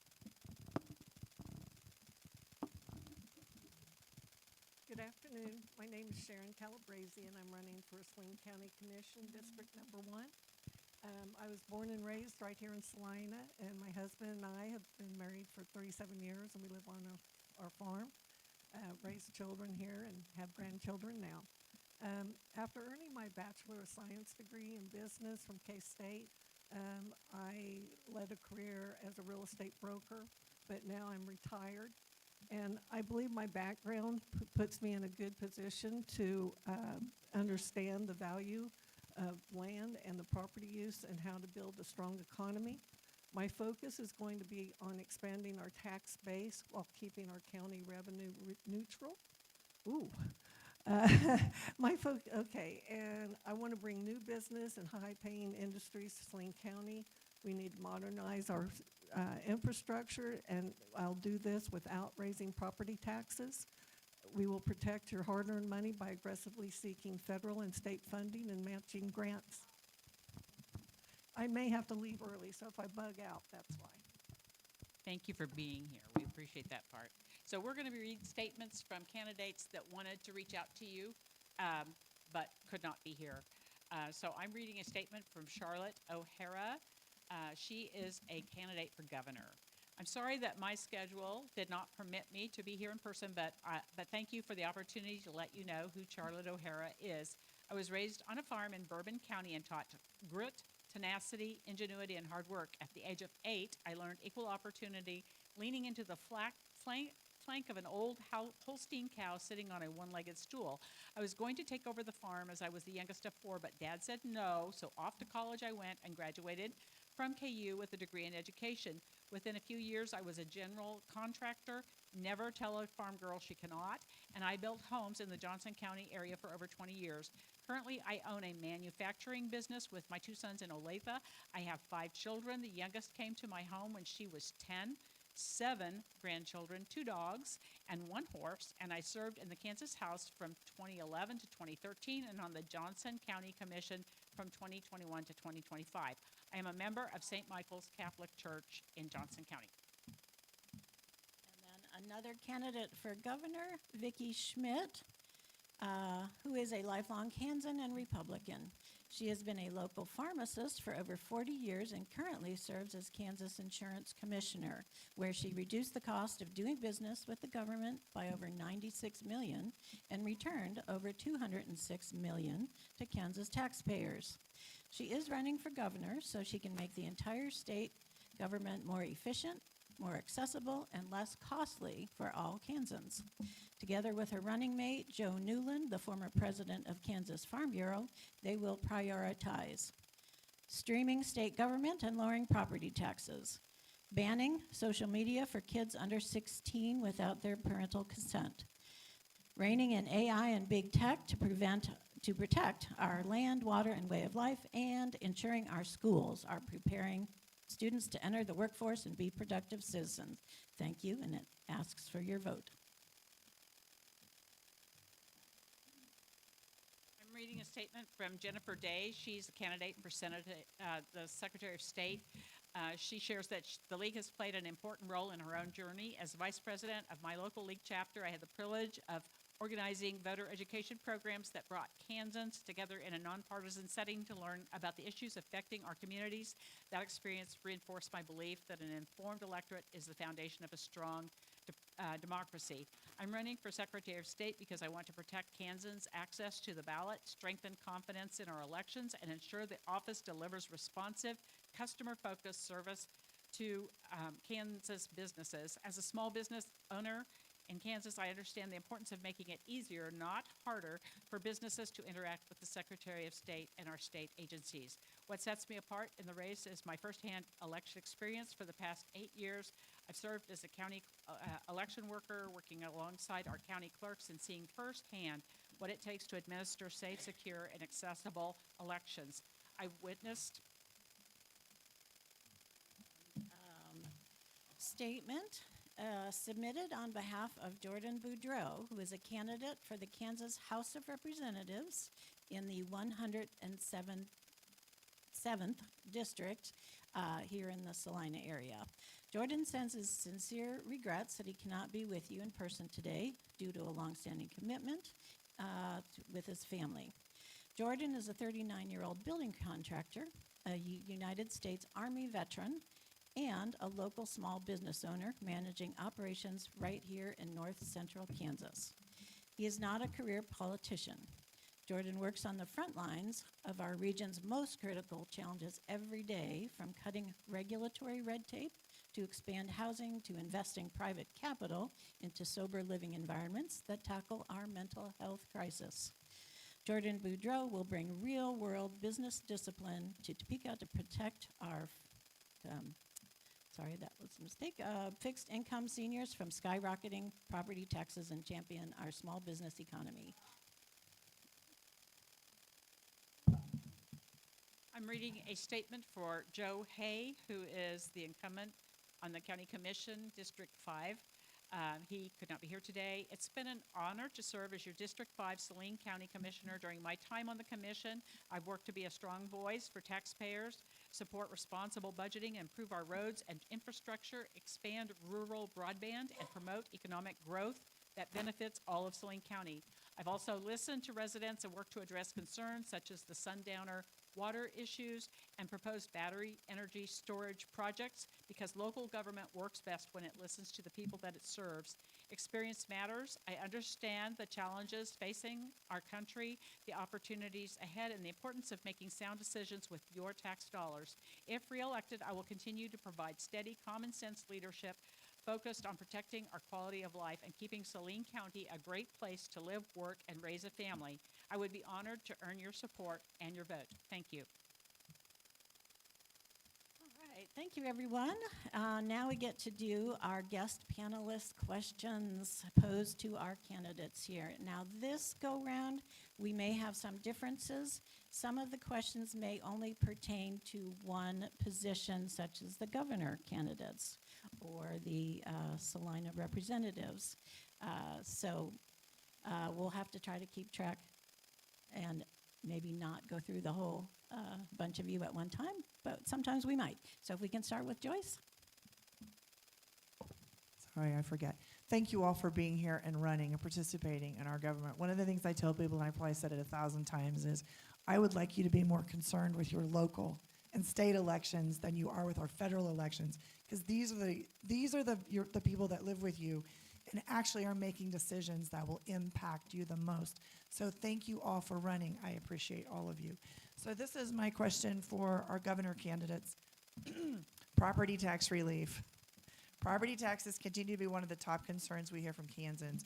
What specific proposals would you support to provide meaningful relief while ensuring local governments and schools can continue delivering essential services and not penalizing people for doing well and owning property?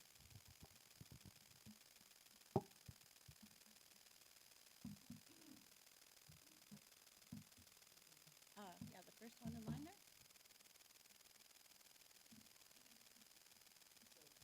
I'm really proud to be the only candidate in the Democratic side with a comprehensive plan to reduce property taxes. Last year, I introduced my Working Families Agenda. With respect to property taxes, what we need to do is we need to lower property taxes on everybody by increasing the exemption from the 20 mil that goes to the state education formula. We need to increase the exemption from the first 75,000 to the first 150,000 in assessed value, and we need to make that back up for our schools through providing them with income and sales taxes. We need a $250 vehicle registration tax credit for every single vehicle registered in Kansas. Number 3, we need a property task force so we can look at long-term durable solutions. We need to bring back the renter's rebate that was done away with under Governor Brownback, and we need to freeze property taxes on more fixed-income seniors. This is one of the biggest topics I hear as I travel across the state. You know, this is one where we need to find compromise across. One of us cannot get this done. There is no silver bullet to solving property taxes. What we've done in Overland Park is we are, you know, you may know we're 200,000 people. We are a dynamic economy. And we've done that with the lowest property tax in the state of Kansas. We've been able to do that by setting priorities within our community and delivering against those priorities. That's what I will do as governor. We will have conversations across the state, establishing our priorities. And then we need to match that, meeting those priorities with the right kind of income and different kinds of revenue, I mean, for the state. We need to address property taxes. We've done that in Overland Park by doing tax rebates, property tax rebates, for those who are most challenged by it. And that's what we'll do as governor. Charles, if you'd ask the next question to whomever. Yes, so my question will be for the House candidates. I believe Kansas is one of, 10 states that does not have any cannabis laws in effect as far as legalization of cannabis, whether medicinal, recreational, what have you. Where would you stand on if that were to come across your desk as a House member, and how far would you be willing to go potentially when it comes to cannabis, when it comes to marijuana, whether it's medical or recreational? Yes. So realistically speaking, I think I would definitely be for medical marijuana legalization. I would also probably be for recreational legalization as well. I actually think it would help a lot with property taxes and some of the other things that have gotten brought up. So I definitely yes on medical marijuana, and I would like to see some conversation about recreational. My answer is also very similar. I'm 100% for medical marijuana, but I do believe there should be some regulations for recreational marijuana. I say that as an experienced registered nurse who has worked with veterans who have chronic pain. I have experienced that with patients who are living with cancer, and they absolutely need a pain relief option that is not terrible for their body, like narcotics. Marijuana is one of the few that has pain relief properties, but also can help with other chronic health conditions. And I also believe that it will help strengthen the economy for our communities as well. Thank you. Randall, do you have the next question? Thank you. And this is for all but governor candidates. This question, and I appreciate your running and signing up for this job, and wish you all the best. I would like to know what your prior, either prior community service experience has been, or if you've had any committee experience, either city or county. What is your experience in those areas? Sam, can we start with you? I'm going to disappoint you. I am completely new to politics. I was involved in activism when I was in college. I got over-involved. I was a little bit burned out on that. And after I graduated college, it was just a couple years before 2008, so you can guess how the job market went, and I spent all my energies just trying to survive. So I do not have experience in politics. I recognize this. That's why I have this plan to visit every county. That's part of the reason anyway. It doesn't have to be political. It could be any kind. experience, volunteering in the cities and that kind of thing? I have done some volunteering. I spent half a year in India. I spent most of that time volunteering at a Tibetan Buddhist meditation center. I volunteered at 10,000 Villages for several years. That's a fair trade thing. I'm going to run out of time anyway, so there you go. Miranda? So I currently serve on a couple different boards. I'm on the Unitarian Universalist board. I also work with Smoky Hill Equality, which handles Pride every year. I have started countless community projects. I currently run a nonprofit where we work on food and health accessibility along with basic needs that some people might not be getting here in Salina. I also started a political organization, so we work with others across the world on things about voting and, we just got back from a conference, and just nonviolence training and different organizations. We have started the community fridges around town. We currently have a closet that people can have access to. So I've been organizing in this community for about 7 years now. Saw some big turnouts for the Black Lives Matter protest. I definitely consider myself an activist and an organizer. My involvement with the community began when I was very young. My first mission trip was to New Orleans after Hurricane Katrina, and I helped rebuild that community with other members in my church group. Beyond that, and in my role as a health educator for the Saline County Health Department, I was also the chair for the Saline County Opioid Task Force.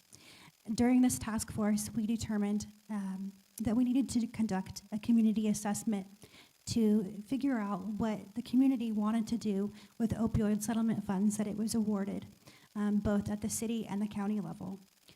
After that assessment, we determined that our community had many pillars that required financial support, and we then formed the Saline County Opioid Grant Review Committee.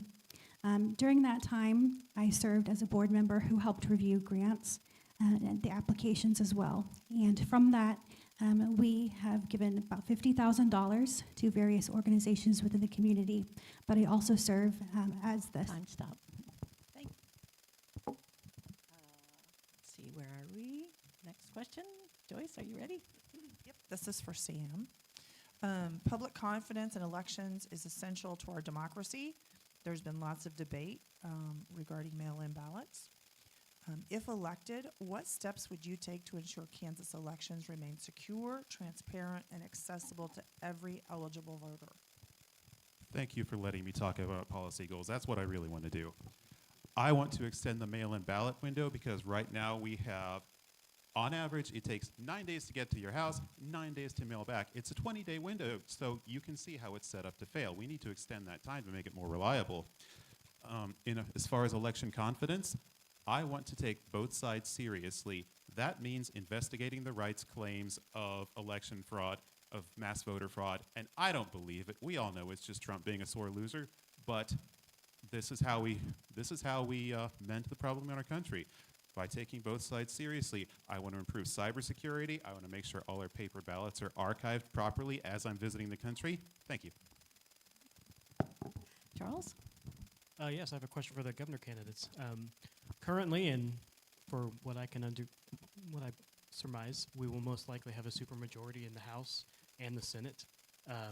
As a governor who will be most likely the opposition party of that majority, what is the best way that you can work with this particular legislature that we may see come into effect?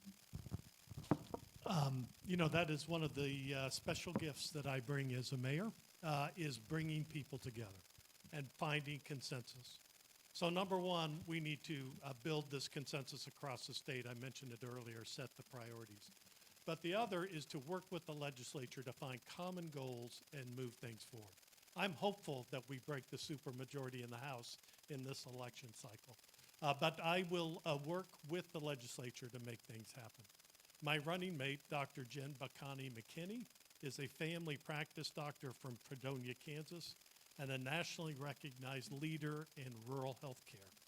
she and I will be working with the legislature to make sure that we expand Medicaid to ensure that we don't lose the 28 at-risk hospitals that we have in the state today. If we lose any of those hospitals, it's all on the back of the leadership of the Republican majority. I can work with them to make sure that we stop that from happening.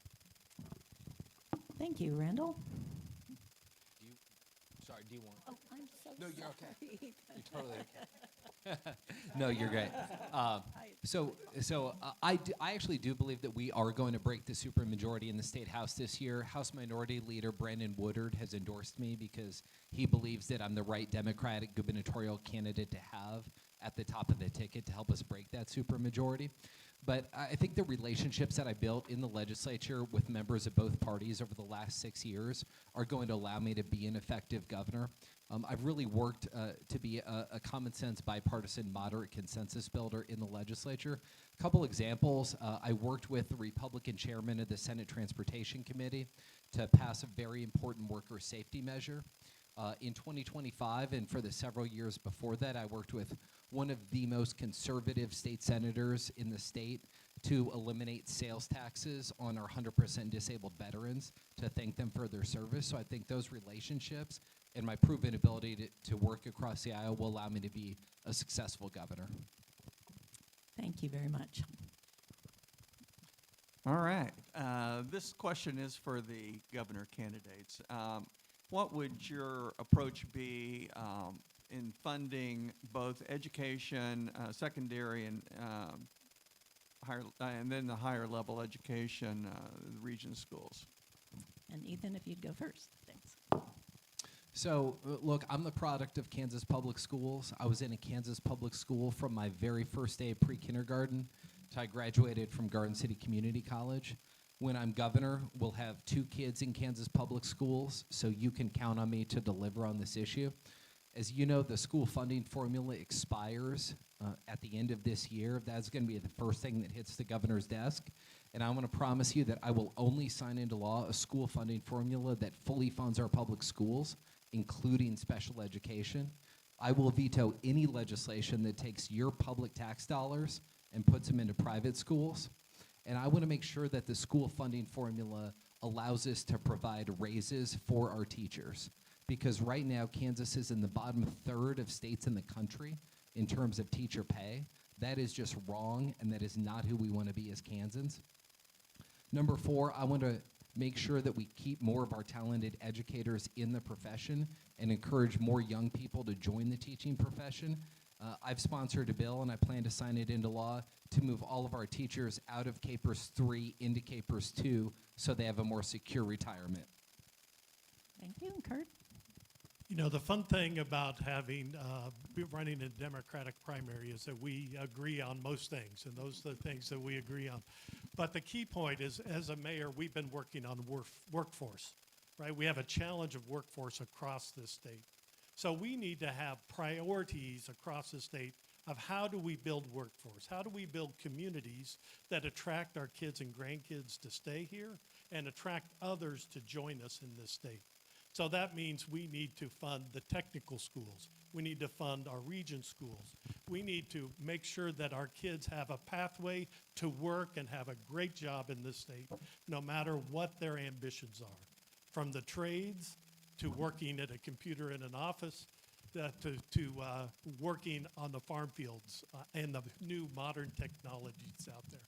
We need a comprehensive approach starting from pre-K all the way through adult education, so we have the workforce that we need and that our residents, our fellow Kansans, can succeed. All righty. Joyce? This is for our District 69 candidates. State legislation, nope, back up. If state revenues decline, what spending priorities would you protect first, and where would you look for reductions?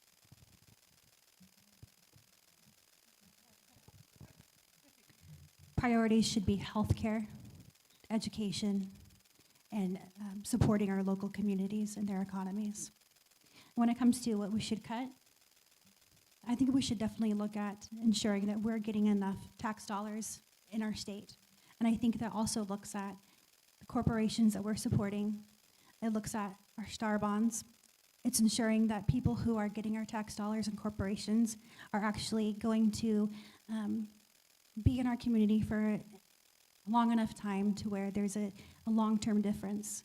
We have to look into the future and not think short-term.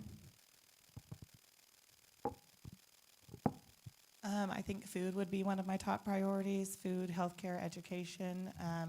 I do agree with the corporations and the star bonds. I think that we could start looking there for a lot of revenue.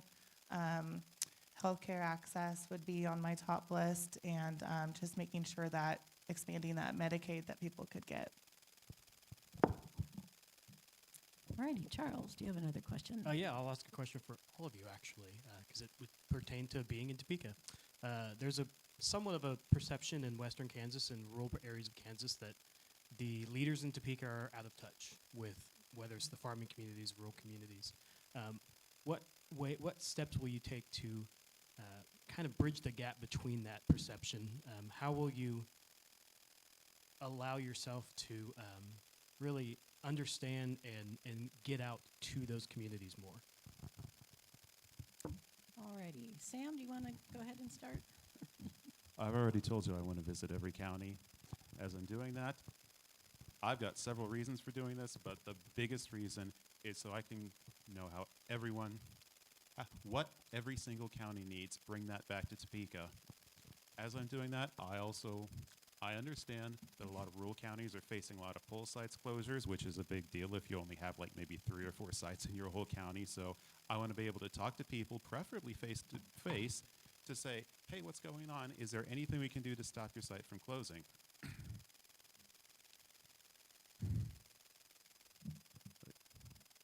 Sorry, lost my train of thought. Did I mention I'm new to politics? I guess I'll just leave it at that. So, Western Kansas is central to who I am. And I think I'm uniquely well situated as governor to bridge the gap between Eastern and Western Kansas. I grew up in Eastern Kansas, but I went to community college at Garden City Community College. So the first place that I ever lived that wasn't my parents' house was a dorm room in Garden City, Kansas. And that experience really shaped me. That's really where I grew up. And I've maintained those relationships for years. So right now in the legislature, when there's an issue that faces Western Kansas, typically what happens is those leaders will talk to their senator, they'll talk to their representative, but they'll also reach out to me because I have those relationships. They know that I care, they know that I understand Western Kansas, and they know that I can deliver. And as somebody who's personally changed a tire on the side of the road between Dodge City and Garden City late at night, I understand what the needs are, whether it's water, whether it's ag, whether it's transportation, and I feel a moral obligation to deliver for Western Kansas. I've been traveling out west in Goodland and Dodge and Garden and also in Pittsburgh, and they don't feel heard and they don't feel included. Again, a unique role of a mayor is it's about pulling people together and getting things done. So on our website, kurtskoog.com, we have our Thrive agenda. I encourage you to go look at it. It's about building thriving communities across this state. It has to deal with healthcare, has to deal with water, it has to deal with building communities where people want to live and people want to come back to, and our kids and grandkids want to stay. And so that is the magic of being a mayor, is we will set priorities across the state driven by Kansans that we will use to drive the agenda in the legislature, because legislators will follow their local community when their local community has a voice. Thank you. Miranda? I kind of forgot the question already. So I think that it would just be me staying in my community and maybe doing things even more so.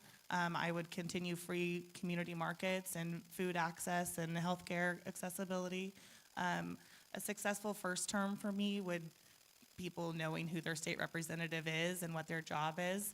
I think a lot of people don't know that, and understand our lines. And so I think that that would be a first thing that I would do, is just really make sure people, A, know who I am and what I'm here to do.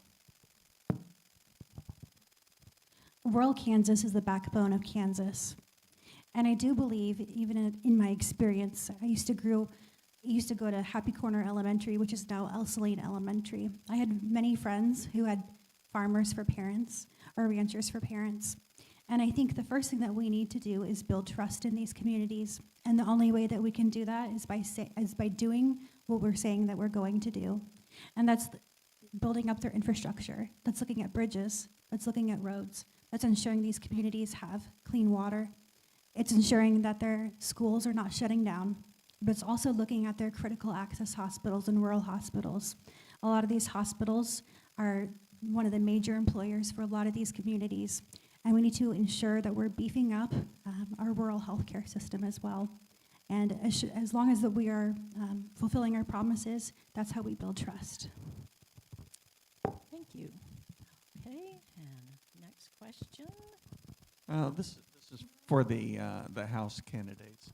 I was just curious that how you would approach the job itself in terms of your time and your philosophy with working with constituents, both in Topeka and in Salina or Saline County, the rest of the district. Would you be there all week? Would you be there just on certain days? Would you know, legislators have different ways of living that job, and I have my own opinion, but I'd like to hear what you have to say. I am prepared to be there weekly and as much as I would need to be. I think that going into it, I would set a list of priorities and just kind of start going from there. I think there's a lot of people that aren't represented, and I think it's a fair statement that our government does not represent them. And so really tapping into some of those communities for me would be one of my top priorities. And that means working with other people throughout the county and throughout the world, really, or throughout the country, that kind of already are in some of those communities and doing a lot of work in those. Listening and prioritizing would be something that I would start off right away. I am also prepared to be in Topeka throughout the week. On the weekends, I would like to come home and connect with my community and the communities surrounding Saline County. I also believe that it's important to translate what is going on in Topeka for everybody back home. I think that looks like town halls in the off-season. That looks like a robust social media that explains what's going on in Topeka, and also answering the phone. In order to be a representative, I have to listen first. And I also have to learn from other people who have been in this position as well. So it would be talking to my constituents, listening to them, hearing what they want done in Topeka, because that is my job as a representative, is to represent Saline County and District 69. Thank you. I think we have only time for one more question. So if one of you three has one question that would apply to everyone. So this will be a question for all of you. Great. What issue facing Kansas or Saline County do you believe is not receiving enough public attention, and why should voters care about it? Can we start down with Kurt, just to mix things up a little? Sure, thank you. I think healthcare across the state has not been getting enough attention. We've had a legislature, a supermajority that's not been interested in expanding Medicaid or coming up with a strategy. I mentioned already we have 28 rural hospitals that are at imminent threat of closure. My running mate, Dr. Jen McKinney from Fredonia, as I mentioned before, is an expert in rural healthcare. We have to solve this. We cannot have thriving communities when people have to drive hours to see a doctor, let alone go to a hospital. We have to fix it. We can do it.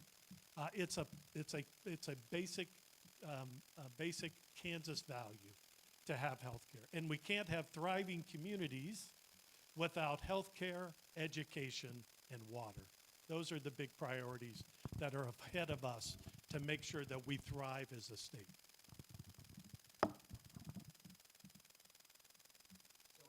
I very much agree with what Mayor Skoog just said. I think healthcare is the issue, and here's what I want to do about it. Number one, I will never give up on the fight for Medicaid expansion. It is a moral and economic imperative for our state. Number two, we need to be using every single penny that we get from the federal government for the Rural Healthcare Transformation Initiative to keep our rural hospitals open and to make sure that Kansans are getting the care they need. Number three, we need to have a rural hospital tax credit program like they do in Georgia to help these communities save their hospitals and get a state tax credit. Number four, we need to expand our student loan forgiveness programs for healthcare providers so we can get more healthcare providers in these rural areas. And number five, we need to have a dedicated strategy as a state to get more rural kids going into healthcare so they can come back and practice in their own communities. All right. Can I answer what's relevant to my office specifically? I think Kansas's internet presence doesn't get talked about enough. As Secretary of State, I would be in charge of business taxes and registration, and I've heard some very interesting stories, some positive, some negative, about how hard it is to do that. We need to rebuild our website, and back to elections, some of you might have noticed that right before the deadline to change your party affiliation before the primary, the registration website crashed. That needs to not happen again. Now, some people say, oh, it's a coincidence. Some people say this is voter suppression. Either way, it needs to not happen again. We need a more robust website. I want to open a cybersecurity office within the Secretary of State's office, but I know I have a tight budget, so I'll probably have to just contract with a company, but this needs to be tackled. A topic that is dear to my heart involves AI, data centers, and the flock system in Kansas. They all go hand in hand. There's not enough regulations when it comes to AI. There's not enough regulations when it comes to data centers. And we cannot afford to lose our resources to data centers. I'm so happy that within Salina County that there's a 3-year moratorium in which we will study the effects. But we can already see the effects throughout the country. What is it doing to our cattle, our livestock? What is it doing to our mental health, the sound? And you cannot tell me that a company coming to Kansas will not pull from our aquifers. Many of our rural areas are already living in drought. We cannot afford to let this happen. Until corporations can tell us that there are more protections for our communities, we should continue with the moratorium. Okay, now going after that, thanks for that. I think economic growth and gaps are something that we fail to achieve any kind of resolution for. I think there's a lot of people talking about it, but I don't think there's a lot of action to fill some of those gaps. So I think as soon as you start filling some of those gaps and taxing some of those corporations that need to be taxed and less taxes on some of the other taxes, I think that those things will start trickling down into healthcare, childcare, and education. Thank you. I think this is a great time for a round of applause for our candidates and our guests. We'll start. We've sort of been doing this little rabbit style here, but I think we'll start with Miranda. I hate starting. I know. It's okay. I think that first we should talk about childcare when we talk about people coming back to Kansas and staying here. I think that it would be beneficial for some of these corporations to have mandated childcare and things that they have to provide for people. That being said, jobs are obviously a big thing. So expanding some of those economic, advantages that we have around Kansas, including farming and different things in different areas, I think would be a big callback for some of the people that are leaving with these degrees.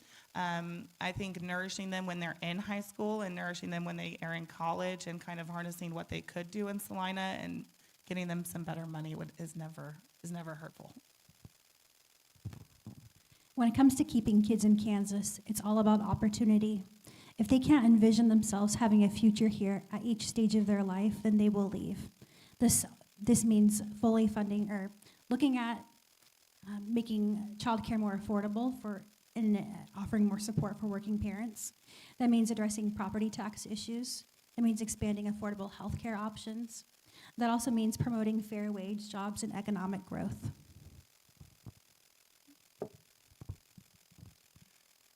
There are a very limited number of ways the Secretary of State's office can tackle this problem. So one of the few things I can do, work on that website, make it easier for businesses to run so we have small businesses, easier to start, easier to keep going. That means more jobs.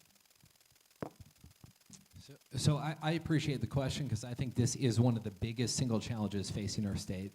If you look at our graduates from our Regents universities, over 50% of them are not living in Kansas within 9 years of graduation. This is personal for me because my wife and I have 2 young boys, and the thing we talk about all the time is, number one, we want them to accomplish whatever they want to accomplish, but number 2, we don't want them to feel like they need to leave Kansas to do this.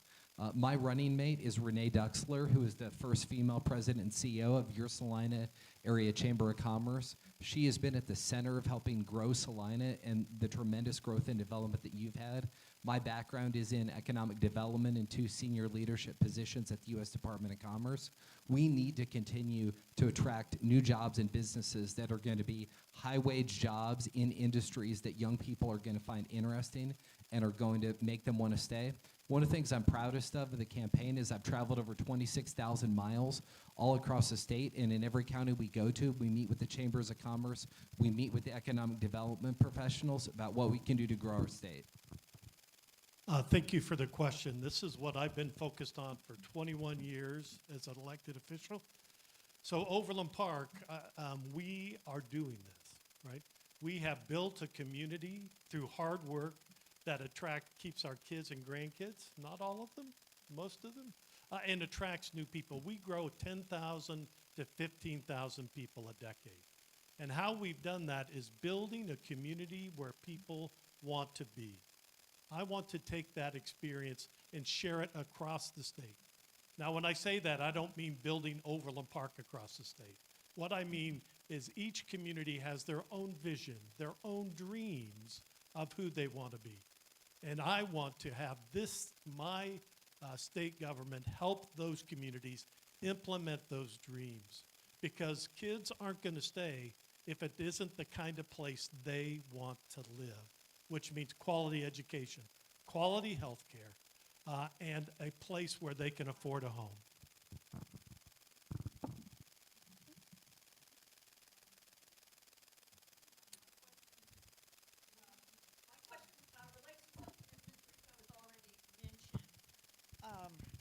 I'm concerned about data centers as well. And so this is a question directed to the legislature candidates and the governor candidates. What is your perspective on data centers, and should they be getting tax breaks?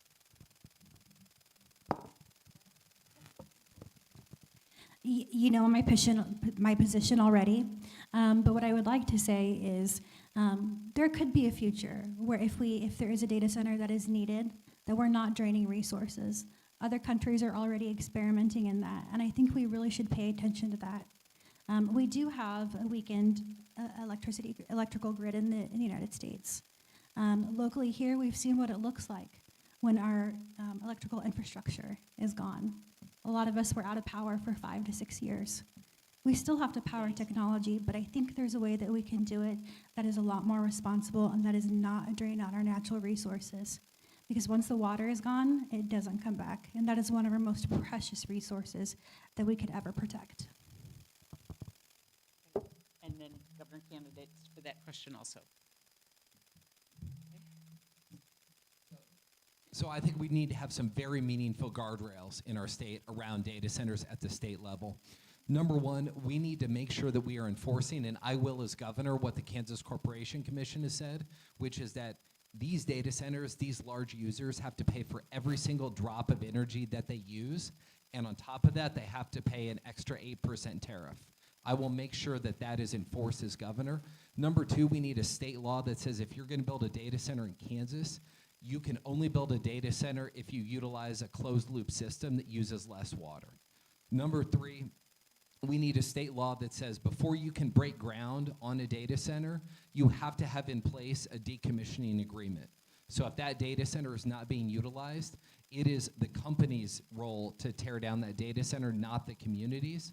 Number 4, I want to work with communities that choose to have a data center to have really robust community benefit agreements in place. But 4, this is a local control issue. So I see data centers as infrastructure, right? It's the next new technology, much like cellular towers and fiber optics were, but they have to be in the right place. And I believe that the Department of Commerce under my administration will be a advocate to work with local communities to make sure that they are aware of these issues and how to address them. So I have done lots of economic development deals, and the key is holding people's feet to the fire. And so as governor, I will make sure that these projects live up to the promises they make to their community, all while working on a state water plan that makes sure that we have water to supply our communities ahead for decades to come. We've done a lot of great work. Now it's time to get something done and build a water plan that we can implement and work with. I think my position would actually be no AI data centers. I think that I would spend a lot of time listening to some of the research and some of what my constituents think.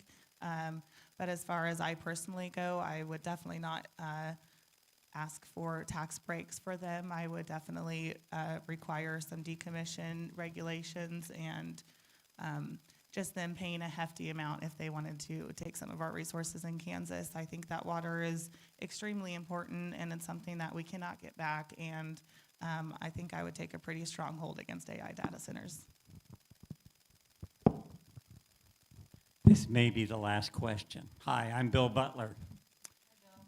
I'm a descendant of the Revolutionary War. I'm a very proud descendant of the Revolutionary War. I've got a tough question for you. It's a little bit off the wall.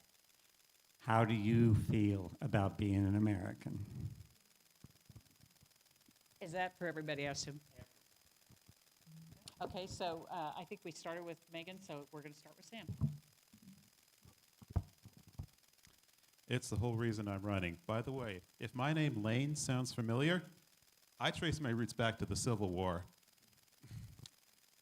My dad once told me I was a descendant of a famous abolitionist. I later did my own research, found out I'm the descendant of a famous demagogue who went with the abolitionists because that was the reason the wind was blowing in Kansas. Yeah, don't get too wrapped up in your heroes. But yes, I love this country.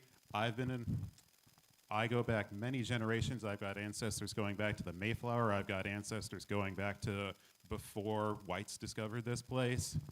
I love America. Everything I'm doing is because I believe that this is America's hour of need and people need to step up, and I want to be one of those people.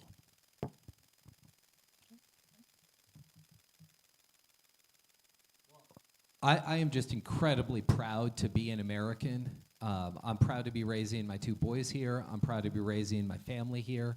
I'm proud that my wife and I are building our life here. And on top of that, I'm incredibly proud to be a Kansan. I think our history is unique among other states. You know, I think our history, we're so proud of coming in to the Union as a free state. I'm proud that we were the state that, because of the bravery of the Brown family, helped integrate public schools, not just in Kansas, but across our entire country. I'm proud that we were the first state after the Supreme Court struck down Roe to have a vote on abortion rights. My wife and I knocked on hundreds of doors, along with, I'm sure, so many of you, to protect freedom in our state. And that's what we need to do again in this election, including by voting no in August on this amendment on this justices. So I'm proud to be an American, but I'm uniquely proud to be a Kansan. I am proud to be an American. My forefathers homesteaded in Kansas 6 generations ago. They were always proud to be Kansans. My running mate is a second-generation American. Her father immigrated from the Philippines to be a general surgeon in Fredonia, Kansas. She is a proud American. But what we need to do with that pride is stand up for our voice and our vote. Our voice and our vote are at risk right now. That's why I am the candidate to be elected in this primary, because I can beat Ty Masterson in November. Ty Masterson is all about limiting your ability to speak and taking away your ability to vote. And that's why a proud American will stand up to that and make sure that we have our right to vote in this state, and that's why I'm in this race. Thank you. So I am proud to be an American. I can't say that without first acknowledging the Native Americans, immigrants, and slaves that built this country. I think that's important to remember that, and as we proceed forward to acknowledge that. So I think that as a young person who was raised in a Bush-Gore household, you know, I remember thinking that America was the melting pot of the world. And I still believe in that, and I still hold those virtues to my heart. And I think that you know, none of this would have been created if it wasn't for some of that. So I appreciate the people who came before me, and I try to keep them in my mind as I go forward. As a Native American woman and a sixth-generation Kansan, I've never been more proud to be an American. And not because I agree with everything that happens in our country, and not because we don't have ways to go and progress. We absolutely do. But the reason I am here today, and the only reason why I became a nurse, was because I benefited from living in this beautiful country. My kin are also Mexican-American, and it has been heartbreaking to live in a dichotomy in which I'm also American, but I have ancestors who are Mexicans and Native American. And to reconcile that is to understand that we are at one of the most important junctures in time and in history, and we will always look back on the decisions that we are making as individuals, but the decisions that we are making as politicians and leaders in our country. And I've never been more energized to not only work hard for our communities, our town, and our state, but I'm a proud American. Sorry. We then will move on to our candidates' closing statements. There's something about a BA last name that always gets you to go first. So just thank you all for being here today. Thank you, League of Women Voters. Corey, for catching me up on all the details last night on my emails from the airport. So I just wanted to say that if you believe in the power of organizers and the strength of community and in politics that fight for working people, I, Miranda Bachman, am asking for your vote. Let's build a movement that doesn't just respond to injustice, but transforms the systems that create it. Thank you. I'd like to leave you with one closing thought. As a nurse, I've learned that something that has shaped the way that I see the world. Before people need solutions, they need to know that they matter. Whether I was caring for a newborn, an elderly resident, or someone struggling with addiction, or a family member facing impossible choices, every person wanted the same thing: to be seen, to be heard, and to be treated with dignity. I believe that politics has forgotten that. We don't have to agree on every issue. We don't have to agree, on every policy. But we should agree on is that every Kansan deserves dignity. Dignity in our schools, dignity in our healthcare, dignity in honest work, dignity in growing older, dignity in being able to build a life here instead of feeling like you have to leave Kansas to find one. If you remember one thing about me tonight, I hope it's this. I'm not running to win an office. I'm running to restore dignity to the people this office was created to serve. I'd be honored to earn your vote. Thank you. Megan for District 69.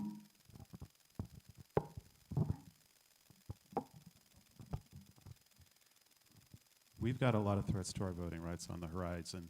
We've got this SAVE Act bill that pushes unfair voter ID requirements. Kansas already has really strong requirements. This would push it over the edge, again, kind of like back in the Kobach era.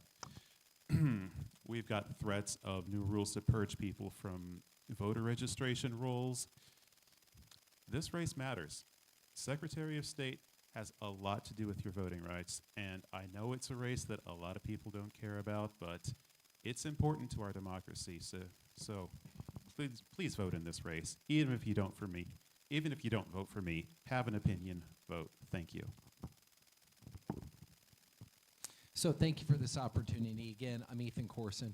I think the thing that separates me from the other candidates is, as this debate has shown, I've given you very specific things that I will do as governor around some of the biggest issues facing the state of Kansas: healthcare, data centers, property taxes, education. But just as important as what I want to do as governor is why I want to be governor. And I want to be your next governor because I want to build a better Kansas for my kids and for your kids and for your grandkids. And we know that the fate of our schools and the fate of reproductive rights are on the line in this election. That's why Governor Kelly and Planned Parenthood have both endorsed me in this race, because they understand what the stakes are. They understand that I'm a proven winner and that I'm the first Democrat ever elected in my state Senate district. I'm ready to lead on day one. I'm ready to win, and I'd be honored to earn your vote. Thank you. First, thanks to the League for hosting this event. If you want to know more about me, I send you to kurtskoog.com, and then I did a podcast with the Kansas Reflector that goes into a lot of detail about my beliefs. But at the end of the day, the question is, who do you think can win in November? And I think I am the only Democratic candidate that can win in November. Overland Park is the size of 3 state Senate districts. It is divided evenly between Republicans and Democrats. I have a history of getting things done, building consensus, getting things done. You know, it's not about a list of 4 things that I'm going to do, because at the end of the day, you have to work with the other side to find the compromises to get it done. What I'm doing is delivering for Kansans, building a thriving Kansas from border to border. I've done it for 21 years. I want to take it from City Hall to the governor's office. I ask for your vote. Kurt Skoog. All righty. I think this. Oh, such huge thanks to our guest candidates who have made the trip out here to Salina today. We thank Salina Media Connections for letting us be here and hear each other and live stream to our Salina League of Women Voters YouTube channel. And I'd like to extend a personal thanks to my League of Women Voters colleagues all around this room for putting this on for you.